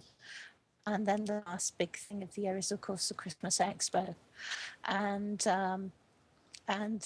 at the same time, the Avi Awards, which this year were just huge. I think Mm. it really caught the organisers by surprise that the Avis have suddenly become so hugely successful. Well, we don't give away Scarily. yeah, we don't give away confidential figures here, but I think when I was running the live stream studio on the Avi Awards, we had I think actually it's probably the second, but we certainly had the second highest number of viewers I've ever been seeing in logged in while I'm in the studio. I suspect a lot of them were in World too, but I mean, it got a great response. It really did. Mm. That was on a and the View. nominations. It Yeah, was great. Yeah, yes, it was on Eview's channel, but yeah, but the traction seemed to be very high. yeah. It was, and it was completely packed. I was just a presenter, but I kept getting IMs from people begging for tickets, and of course there weren't any, and I couldn't get them even if there were any. This was a It was big just change. absolutely packed. Yeah, a lot of people didn't Full click to that. source. A lot of people didn't click on that, but I think that was a good move. It didn't actually do much to help the lag, but potentially it could have helped the lag by having a restricted audience. But of course, it was a benefit too. The people that paid for tickets to be there, the select few that were willing to pay out, all that money went to it was Relay, wasn't it? Yeah, it Yeah. wasn't. It wasn't a case that it was only a select few who were willing to pay. There were, I think that, I mean, they had overspill sims where people were partying and watching. Yeah. I think they had a couple of those too, with people buying tickets to go there. It really was just a problem that so many people wanted to be there and wanted to see it. People were IMing me and saying, but I'm nominated, I should be there. And I was having to say, sadly, several thousand people were nominated in different categories, and there is no way they can get all of the nominees in. Well, exactly. It's a shame, but yeah. I know that one category alone, there was, some categories which have a lot of people working together to create something. It's not just like a store owner. Some categories would have 50, I think there was something like about 50 people nominated in a category. 50 organisations nominated in a category, like favourite shopping area was very popular. Just huge. I think it's terribly good, but I think it means they're going to need to look very carefully at how it's organised and put together in future years. Now, too, it's been very funny because, of course, same weekend as the Abbey Awards, which was 2 weeks ago. It was the Ms. Virtual World competition, which is a mammoth event in itself. Again, limiting the number of people there and coping with lag and everything else. But the other two events that occurred to me that I sort of thought Petlove. Petshop indeed. Might have mentioned is that towards the end of the year we had two events which almost pretty much collided. One was the Machinima Expo, which was shown in Inworld, but not, was a much greater affair on the web. And the other, of course, was the 48-hour Machinima Festival, which again we broadcast on AV TV, and Pet was part of that, of course. Now this is very specific. This is for the people that make films and do storytelling in World. Like the back of mirror, basically. But Machinima is increasingly a huge facet of creative work done in Second Life and other platforms. So I really think those are quite major events too. Absolutely. 48 Hours showed what people could do on a deadline. And Machinima Expo, which was really a bit underplayed this year, but we've done some replays of stuff. There were a lot of longer things on the web, which were really about the art form itself. It was a celebration of history of Machinima, making of Machinima, as well as the actual piece of Machinima itself. So those were also two highlights, really pretty much at the end of the year for me. Good point. Let's not forget the terms of service debacle too. Oh, well, that's been that a was highlight. an interesting highlight of a sort. I think it's been a highlight on every week of the second half of the year, hasn't it? Well, it certainly united the community in a way that only great events can. Right. It's ironic that we're talking about advances in the viewer. And particularly my sort of description of this as the year of Mesh rather than the beginning of Mesh, but the year of Mesh. we do have this online authoring, offline authoring move, and much more content will subsequently be imported into Second Life, and that sort of does tie together in some ways with the the furore of the terms of service, because probably people, I don't know what the legal position, for example, is if somebody creates a whole sim and lots of component objects out of mesh and imports them into Second Life, and they're nicely economic and everything else, and they look wonderful. Presumably, under terms of service, Linda Labs can still sort of claim they're taking the rights, or even though it was actually made and copyrighted completely out world before it was imported. I mean, there are so many issues that have yet to be resolved, and Linda Lab have obviously got to reply to various letters that have been sent to them, coherently, that is. So, that it's not so much a highlight, it's like an ongoing thing that could be a highlight for an endless period in front of us. But it's very odd that, we're seeing these contradictions. They brought in a system that encourages people to work offline, to improve the quality of what's brought in, and at the same time they're making claims on the content that is brought in. I'll bet it's a case of the lab not knowing, the right hand not knowing what the left hand is doing. Yes, you get that impression. I think you pinned it there. I mean, Yeah. I get that impression as well with Linda Labs, which is a shame, but it's obviously going somewhere. I mean, the interesting thing too A is law of unintended consequences. yeah, a lot of my moaning has been, despite the server side baking and the materials and arguably the usability of the interesting side of things. Generally speaking, I find performance slower, and the viewer taking up more memory on machine than used to, and whatever. And one thing that surprises me, though it doesn't surprise me that they should be considering it, is it seems pretty certain that during the next year, Linden Lab will bring out a mobile client. And what they will have to do there is, just the nature of mobile is it's going to have to be lightweight.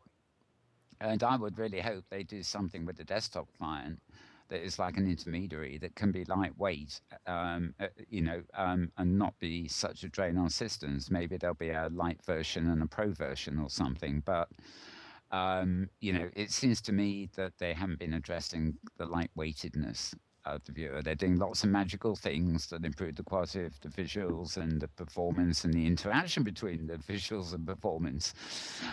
Materials is just one brilliant example, but it's all adding weight. It reminds me of a Windows operating system, which basically gets bigger and bigger bloatware underneath, and then they do a new paint job on it when the cracks start to show. The mobility and the different platforms we use to enter virtual worlds now do need to be addressed, I think. But there I am, off rambling again. So we reached the end of the year with Machinima shows, the Christmas Expo, and what have I forgotten? Can anybody think of anything in our brilliant little timeline here that is a highlight that's totally escaped us today? Racking my brains. Okay, while we're racking our brains, I'm also going to introduce my little Twitter feed from my Inworld feeds to wrap on just what's actually going on at the moment. I'd like to move back to Honor, because you said, Honor, if there's time or whatever, you wanted to talk about the future. Ooh. Did you not? Well, yes, I did. This is I was going to mention a project I'm working on, because I said I was going to scale back some of the events that I usually take part in. As I said, I'm working with the Linden Endowment for the Arts Committee. I'm on the committee now. And those of you who have known me over the years know that my passion is community and teams of volunteers. One of the reasons I love working on events. And I'm taking that with the blessing of the rest of the committee. I don't know if they know what they're in for, but we're creating a team of volunteers for the Linden Endowment for the Arts. There will be 3 areas of focus for the team. The idea is much like the birthday, for example, or Burn 2, or other large events where volunteers come in and do various things such as greeting, security, event support. We're going to have a team working on that throughout the year on the Leia Sims. So, for example, there is a welcome area for the Linden Endowment for the Arts. Most people haven't seen it, but if you were brand new to Second Life, a lot of those newbies get teleported there. It's one of the options they're offered when they come online. So we will have greeters who will be available at the welcome area to tell people what's going on at Leia and where they can find various exhibits and what exhibits are there, what permanent types of installations are around, as well as being able to deal with newcomers. Daniel's watching online on the web, so he knows what I'm talking about. Various members of the team from a variety of events who have stuck with me will be invited to join this team. There will be a group who are very experienced, both in terms of mentoring, but also dealing with security issues, to address any griefing problems that might take place during large events or openings or things like that, just on an ongoing basis. They won't be there's no, this will not be like a paramilitary organization. I hope not. That's not, no, that's not the intent. It's just that there will be trained people around, so should an incident occur. The idea is that the volunteer team will be worrying about the visitor experience. The committee focuses on the artists and the grants and the various artistic projects that are going on, even on the permanent core sims. But the volunteers will be working for the visitor experience. In addition, there will be interactive projects that may come up during the course of a year.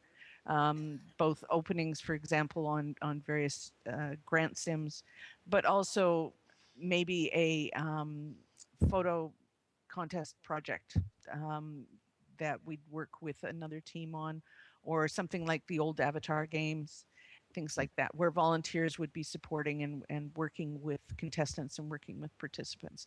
So to me, it's very exciting. It's a huge job, and we're starting from zero, but that's my focus this year, is developing a volunteer team. So if anybody's interested, if it sounds intriguing to them, it's a lot of fun. Then they should contact me and I'll let them know what we're doing, but we'll start training in January.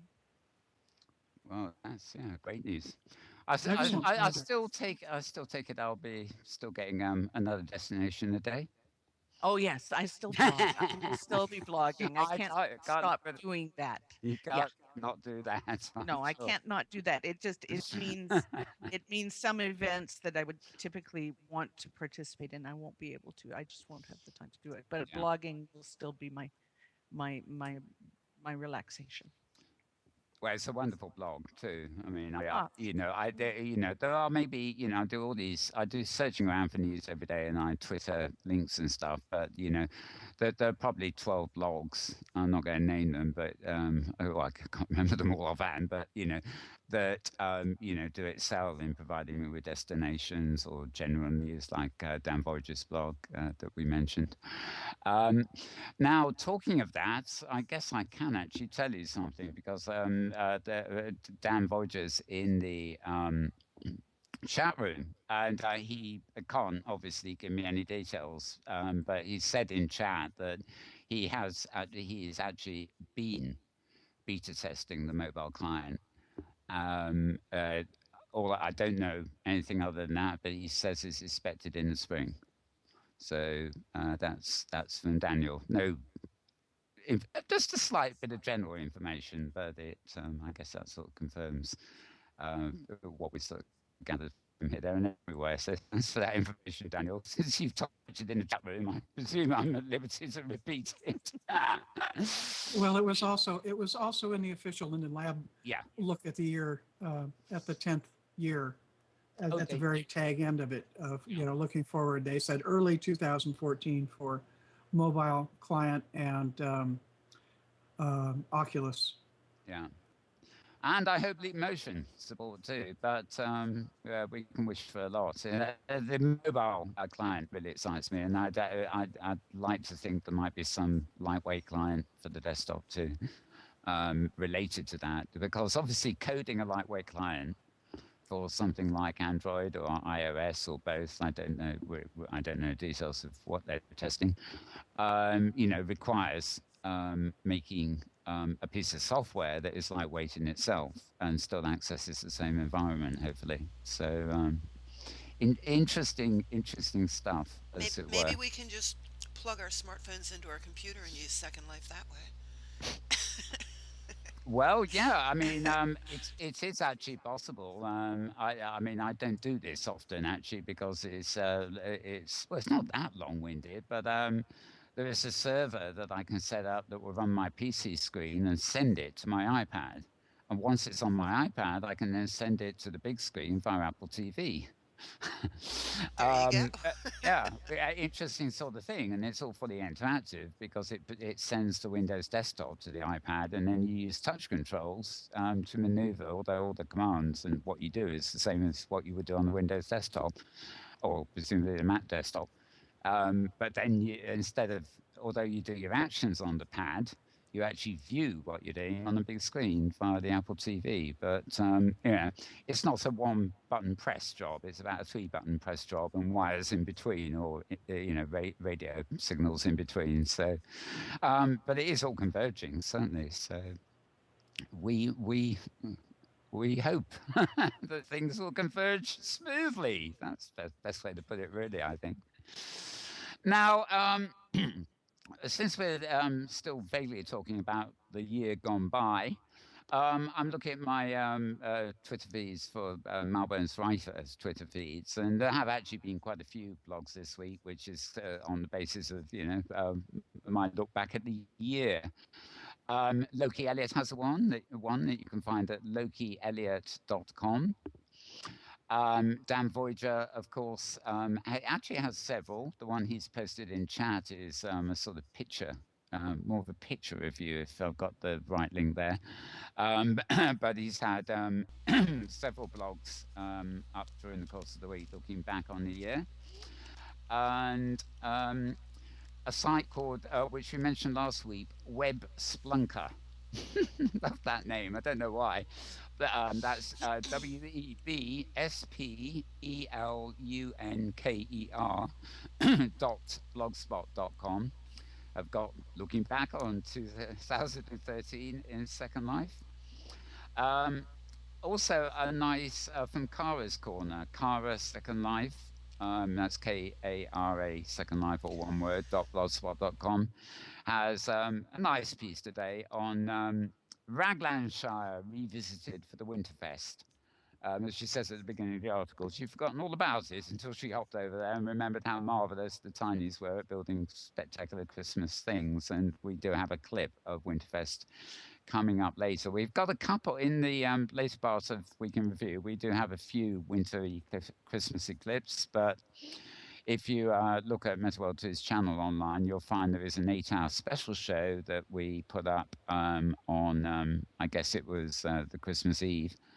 And there's about 8 hours of glorious festive machinima of one form or another. It's all mixed up together. You've got storytelling, you've got landscapes, you've got music, you've got partying, you've got the whole darn lot there, really. But it was just like a midwinter metaverse wonderland that we thought we put up. Also, the SL Inquirer. I think this was today's SLinquirer.com, the sites and famous landmarks in Second Life America. Piers Diesel reporting. But further down my list, but it's obviously going to be at the same link. They did a kind of 7 Wonders of the Virtual World article. I think it was in this past week too. Just the kind of newspaper editorial think of, choosing prime sites that Eddie's never experienced Second Life should probably look up as best examples of destinations, I suppose, in the general sense. And revisit to Innsmouth. One of Honor's blogs, of course, she can tell you all about it if she wants. Is Mesh Indulgence in second. I love your, Honor. I love the titles to your blogs as well, over and beyond, over and beyond the destination thing. Some of the titles you come up with just intrigue me no end.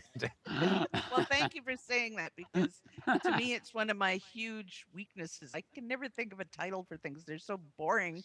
After I write the blog post and I go, yeah, just read it. Write some title. Yeah, my mesh post was after I told you I bought this house from Jen DeBoo, this mesh house, which to me is just mind blowing. It is but the gorgeous. other part of it, it is gorgeous. Yeah. The other part of the project was not, once I put the house down on my little mainland parcel, was to do some landscaping. And I went over to Alex Bader's shop and bought mesh terrain and textures and trees and water and rock wall things, all mesh. And you can do things now so that your land doesn't look like mainland, right? You can without having to. I never, forgive me for the heresy, but I never like sculpties. I really never like sculpties. But mesh to me, so my land now looks like this sort of forest grove with a clearing in the center, and this mesh house with the water mill that rotates on the water, and the prim count is less than it was before because it's mesh. And so that was the focus. I rarely do shopping on my blog posts because I hate shopping. And I'm not that kind of blog. But this one I just had to share. I'm just so pleased with it that I had to show it off. So I did this is what I bought Honor for Christmas post on mesh. And the other classic headline was surfacing from a coma in Second Life. That was there was that one too. Being brain dead after Christmas. Yes. Wonderful stuff. No, so those headlines really make it, I think. Oh, I'm glad. Thanks. Now, Modem World in our Pace blog. That's Modem, not modern. MODEMWORLD is another one of those Principle 12 blogs that I can't not post and retweet or whatever. Has had some good ones in the week. Snowy scenes in Second Life. Well, fair enough. I think everything in Second Life is snowy at the moment. Or I might be wrong in that. Inara 2 has had 2013 A Week in Review Part 1 and Part 2. And she's only up to August. So I think we'll be seeing a Part 3, if not a Part 4 from her during the coming weeks too. So do look out for that. What was the other one? There's a crucial one here, and it's either slipped down the list or up the list or to the left of the list, or it's done something. It's not on my screen anymore. Oh dear, that's not very helpful, is it? Okay, I'm gonna pass on that because I can't find what it is. Hunts. This week. I don't really have much information there. The Friday Hunt Report, of course, which Resumu, yes, I'm trying. Actually, it's probably at Hunt SL. Obviously, a number of hunts are wrapping up in the next couple of days. They end at the end of December, so there's a list of those. They've got a posted list of those that you need to hurry up and get to if you want to get to them before they closed. And of course, the start of the new year, there'll be a few too. Saffia, you know. Petal, I could tell you this, but also coming to an end is your chance to vote for the Hunties Awards. And these are awards that will be presented. They're being run jointly by Hunt SL and Happy Hunting. Yeah. And you have a chance to vote on your favourite hunts and all sorts of other good things. And the awards will be shown live on the show on January the 10th. Right, we actually had Rosamu giving us the whole rundown of that last week, and so yes, indeed. the results of the Hunties are one of the first events of 2014 you can That's look forward right. to, of course. Absolutely. And as we found out, it will be a special edition of Happy Hunting broadcast live for the first time. That's right. Yeah. Live In streamed. which in which they will be presented. So Happy Hunting takes a leap forward. And actually, Pet, Happy Hunting is taking another leap forward too, isn't it? In terms of its scheduling, if I recall. Or have I mixed up again? It will be once a week now instead of bi-weekly. It'll be Indeed. a little shorter. It'll be more often. Um, we're going to try some new editing and shooting techniques, and the show is just continuing to evolve. It's another great team of people to work with. Hmm. It's a joy. And as you know, we had our guest. Oh God, I've forgotten the name already. My guest of a couple of weeks ago, who's the host of a new show called Virtual Voice. During the course Cecilia. of Cecilia, yeah, Cecilia. Yes. Memory is the second thing to go, Mal. Yeah, I know. Oh my goodness. Honor, pray. Yes? What was the first? I Oh, can't Mal. Okay. I wonder if I still got it or not. I'm just curious. Right. Yes, I'm terrible with names. And living in the virtual world so much at the time, I'm even worse with names because everybody's got two names. I've got, I've usually got a Skype name, which is a real name, and then I've got an avatar name and maybe an alt name, and I get how can you not get mixed up? I ask. Anyway, the seasonal edition of Virtual Voice came online during the week, and it is actually on our channel to replay, but it's been put into that winter special. So if you go to the on-demand section of our live stream site and replay the winter special, which is going to take 8 hours in itself, it's part of that mix, so to speak. We even posted a little snail race as well, a sort of mini snail race Christmas. So we pulled a few of the shows from around all the different places that were to do with the season and stuck them into the end of that playlist, basically. So, anyway, Virtual Voice second edition seasonal special is now online and packed with all sorts of goodies from various worlds and various activities and all the stuff you heard about the other week. So where am I? Okay. I have sort of finished my list because obviously I posted a lot of interesting looking destination links and things like that in the week. Apart from on this, lots of variations on what a great wintry looking sim that is. Although there are a few other there, so the various good things. Before we start wrapping up, let's move forward. I'm going to ask everybody in turn anything exciting new coming up in the next week that they know of, but also in general terms, anything new exciting you're looking forward to in the coming year. And this time, I'll start with Petlove. Oh, thank you. Curses, she says. No, not at all. Not at all. I'm mostly looking forward to schedule changes. I'm looking forward to season 3 of The Blackened Mirror, and I'm looking forward to maybe doing the next episode of Tiny Adventures. Episode 2. Finally, I'll have time for that. And some art projects that I haven't had a chance to get around to.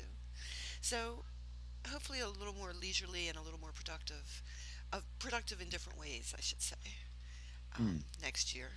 That's what I'm looking forward to. Variety is the spice of life. Or variety also is the spice of virtual life. There you go. Indeed. Indeed. Yes. Saffia. Same question, really. Anything interesting coming up in the near future, and what's exciting to look forward to in 2014? Well, going to Switzerland, I think. I'm going for a few days next weekend. That I'm looking forward to very much. I presume you won't take your laptop with you, or will you be working? I'll be taking my iPad, definitely, and my iPhone, and I've even got an international charger so I can keep them charged. So, yeah, I will be around, but I won't be working. Right, that's actually what I want to know. Take a break, please. Yeah. Don't be Yeah. tempted to sit in a hotel room. Yeah, start new projects. Yeah. No, I won't. Yeah, I'm looking forward to the new year with Prim Perfect. I think we're going to be doing some exciting things with Prim Perfect in this coming year.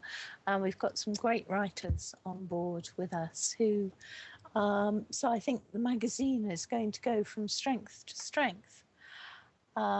Designing Worlds, I'm looking forward to a new year of that as well, with more places to see, more people to do interview, and more eye candy to share with viewers. I think that would be great. Season 3, of course, of Black Mirror. I'm also looking forward to getting started again with the quest for the Golden Prim. We've put plans in place for that, and I hope that we're going to be able to bring them to fruition in the early part of this year. Have you ever thought of having? They do it with TV now. They used to do it with comic books quite a lot. Cross collaboration. Could like a character from Black and Mirror make a guest appearance in a sequence in Golden Prim and vice versa? That is definitely possible. Of course, the original of Black and Mirror. Biggins has been part of Designing Worlds for 3 years or so before he made the crossover to Black and Mirror, and then of course we invented Biggins twins so he could go on being in both. On my hard drive, the file for Black and Mirror is still referred to as Biggins Project. Here it begins.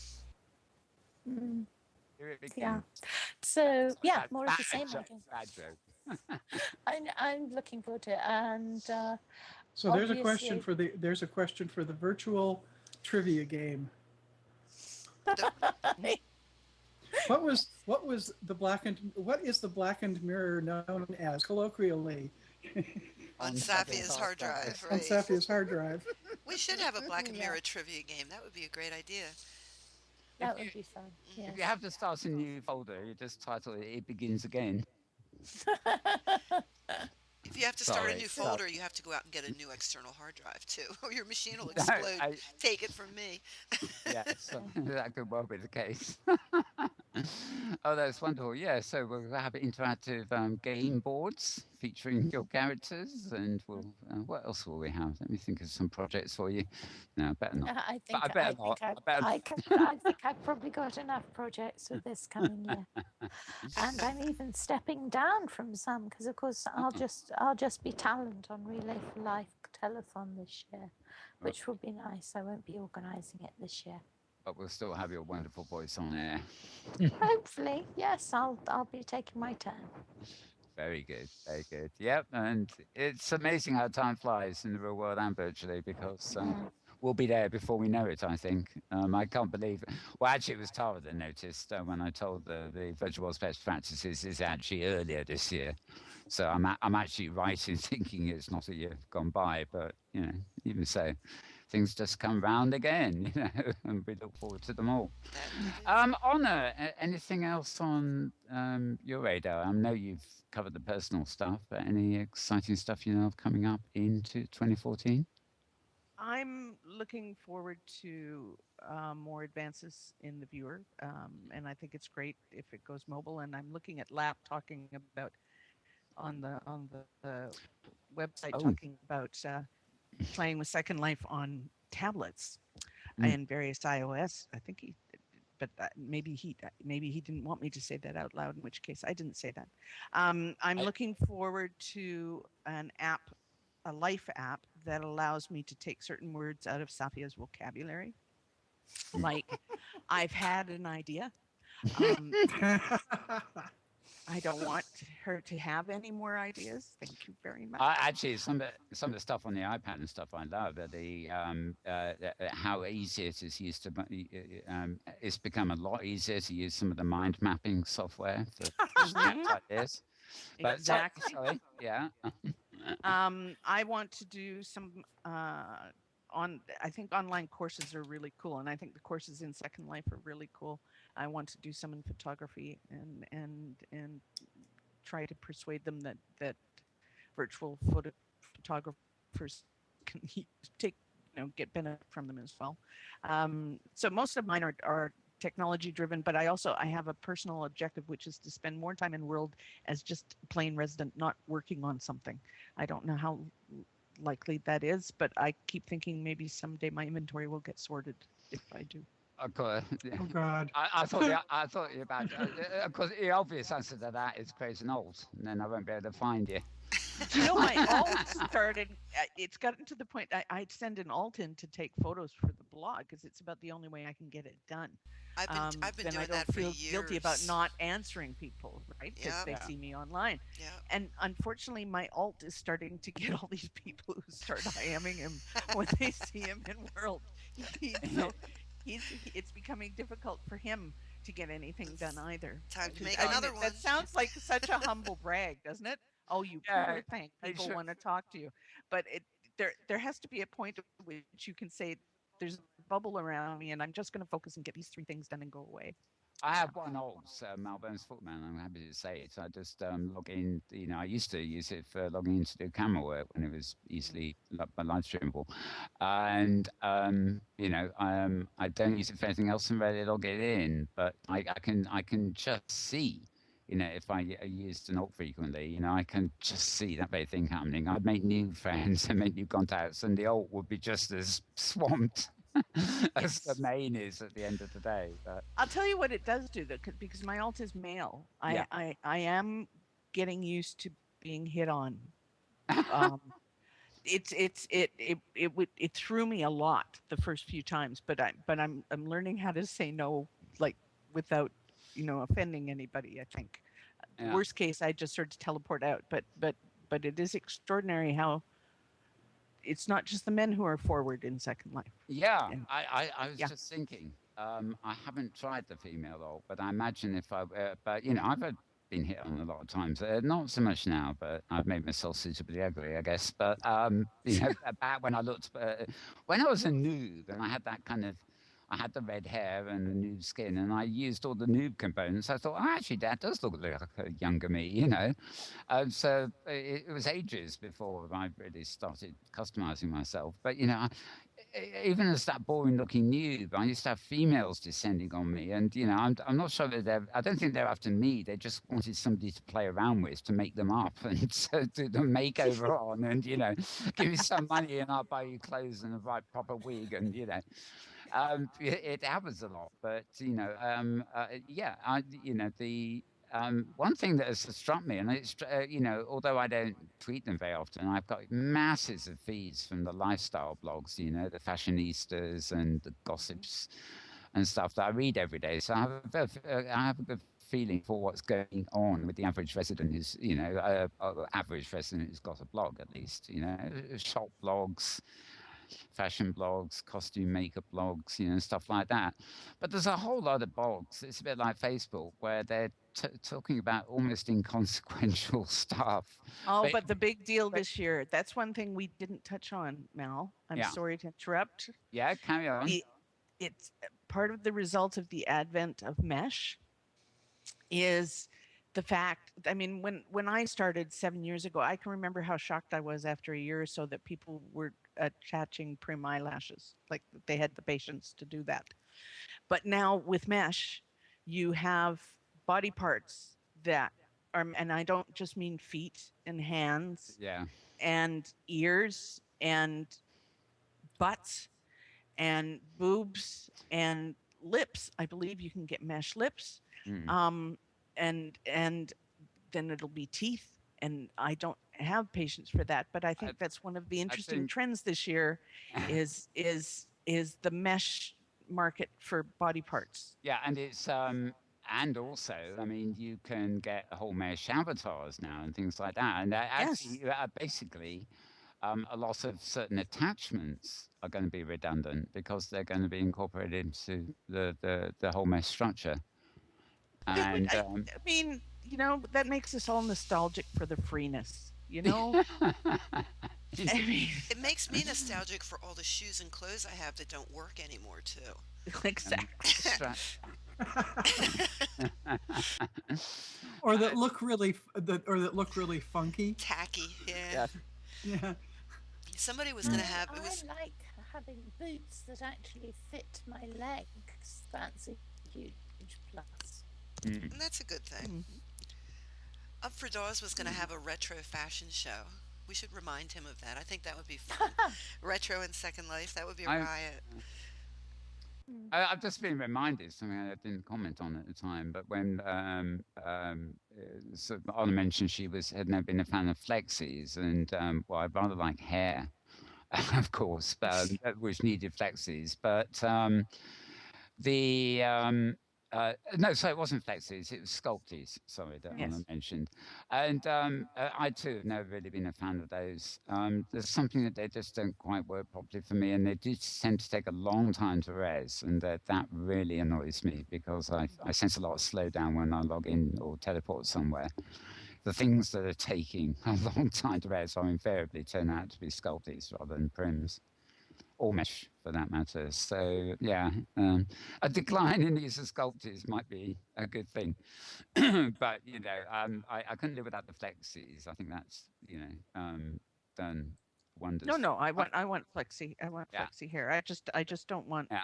I couldn't wear Crap mesh. Mariner has been threatening for months to get me a Yeah. mesh butt as a gift, and this is not something that. Yeah, well, it's the same with me. I mean, I've seen mesh hair, and it may be wonderfully styled and wonderfully realistic looking, but it doesn't go flexy. And to me, it's like wearing a starched wig. It doesn't move with me. It doesn't feel like hair. But for so many things, building stationary things that don't react with blowing of the wind or whatever. I mean, mesh really is the future, I think, and parts of costumes rather than the whole costume in many cases.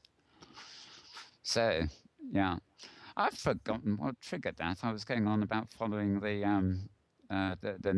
just getting a feel for people generally in world through seeing what's published on some of those fashionista blogs and sort of idle chatter blogs, as it were. I forget where I was going with that. Sorry about that, folks. So I think we can wrap. We've been on air for a rather long while. I bet Petlove's hand is getting exhausted, or hands, or indeed. Left Love hand. that. I love that. I love the hat, Petlove. I vaguely think I've A seen very, that before. very, very nice person named of Terry Yates gave me this hat last week. Off of her very own head. That's where I remember it from. Isn't that indeed. nice? Isn't it? It was on me last week. Yeah. It's a wonderful thing. I think the thing I like most about it is the one ear up and the one ear flopped. Just gives it a certain life. I Cartoon think they life call of that a its own. helicopter bunny when their ears do that. Oh well, I saw some cute bunny pics in a way, but that's going way off subject.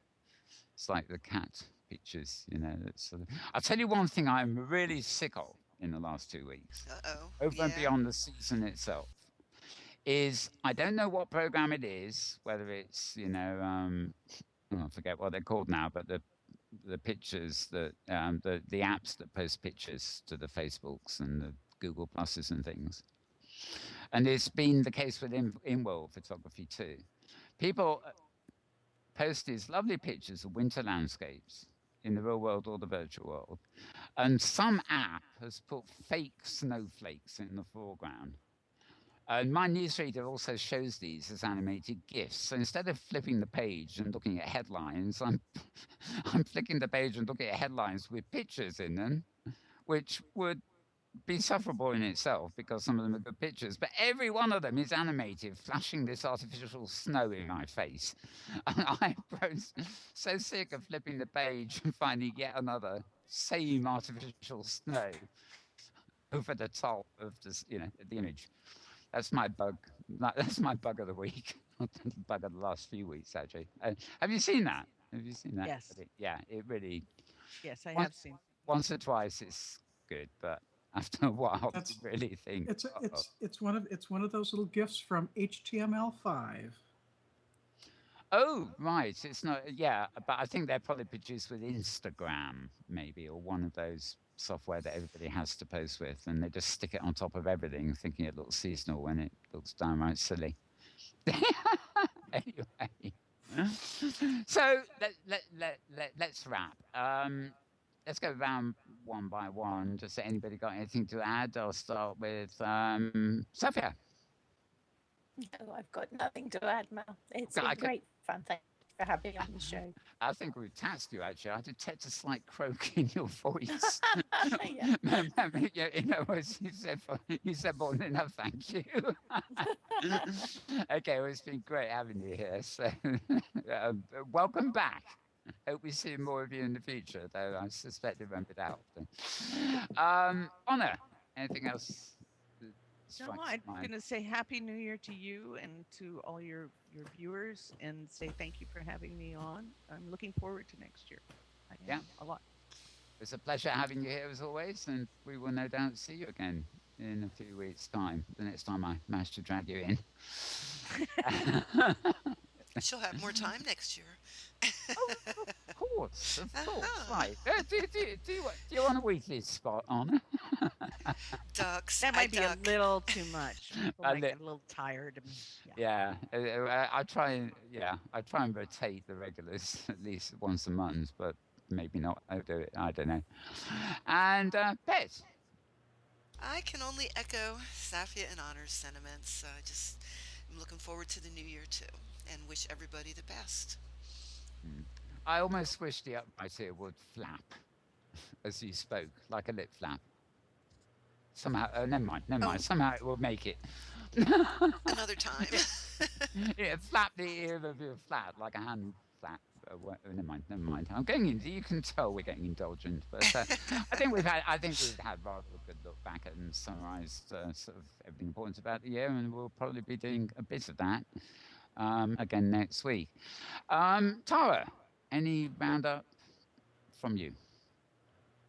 Just one item that I realized we skipped, and that is also in the TOS vein, was the change in exchange options.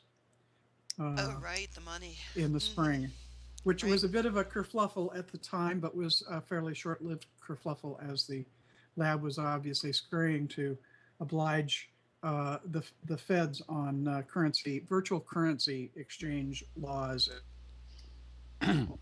Right, I've forgotten that too, actually. And actually, it's odd. I mean, And when we get Maria on again, I'm going to tackle her on this. But Maria and I shared the opinion that there wasn't going to be a long-term future in Bitcoin, and I'm beginning to change my mind on that. So, maybe the government concerned about virtual currency is entering a whole new level with things like Bitcoin. But that's an argument for another day.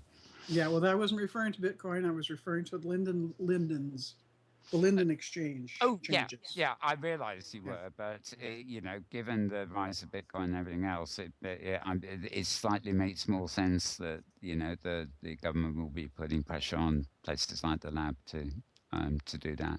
Yeah, well, I'm sure that the pressure that was brought to bear was was not something that came up because of Bitcoin. I'm sure it had been working its way through the bureaucracy for months or a couple of years before it got slapped down on them. So anyway, fair enough. That's it for me, and I'm looking forward to more creative projects in the new year. Yeah, we all are. I hope. Lots of exciting new projects. We're not sure what they are yet, so if we do know what they are, we're not keeping mum. Tip of the hat to Saffia there, keeping mum. Just when you're about to say something, oh no. I'll hold that one back. A lovely little tease, eh? Right, well, it's been great having everybody here. If you're watching us live, I know many of you these days watch us in replay and watch this particular show in replay on YouTube. But if you're watching us live at the present time, we do have a lot of fun machinima coming out. We've got some more of the sci-fi machinima coming up. We got a few sort of backtrack clips, older clips that we just dug up from the year. Not many of them. We got the usual round of sort of topical clips and stuff. As I mentioned earlier, we've got near the end of the show, we will have about 20, 25 minutes looking back rather humorously at Second Life's 10th birthday events. And oh yes, one of the things I did dig up in the week is Vincent's Arles. This is the area where Vincent van Gogh painted many of his famous works, and it was recreated here in Second Life some time ago. Very acclaimed. It has since disappeared. It's been taken offline, and sadly, many things have to do eventually. But the creator, and I'm terrible, I've forgotten his name offhand. The creator has actually produced a film. It's about 15 minutes long, and it literally is a walk around all the regions that he built to replicate the landscapes that Van Gogh painted, and it's absolutely marvelous. It's absolutely marvelous. So we stuck that one in there as a tribute to a now departed Sim, but it's just so beautiful. We can't avoid it. And we got a few. We got 2 comedy machinimas this week too, which are good, serious comedy stuff, which is great fun to have again. We don't get enough of those, as well as the sci-fi things. And I'm just scanning down the list just to make sure any highlights I haven't mentioned yet. Well, they're all highlights. They're all good quality stuff. Oh, we got a clip of Mama Love War Sky Zone. Tower? Yeah, but Mama Mama Love Love Sky Sky Tower? Tower. Yeah, she's got a film up. It's actually a film made by somebody else featuring her called War Zone. Odd title, but very good indeed. And yeah, I mentioned Vincent. And yeah, the lifestyle section, as well as the SL10B look back, contains various things, including things like the Tinies having fun at Christmas.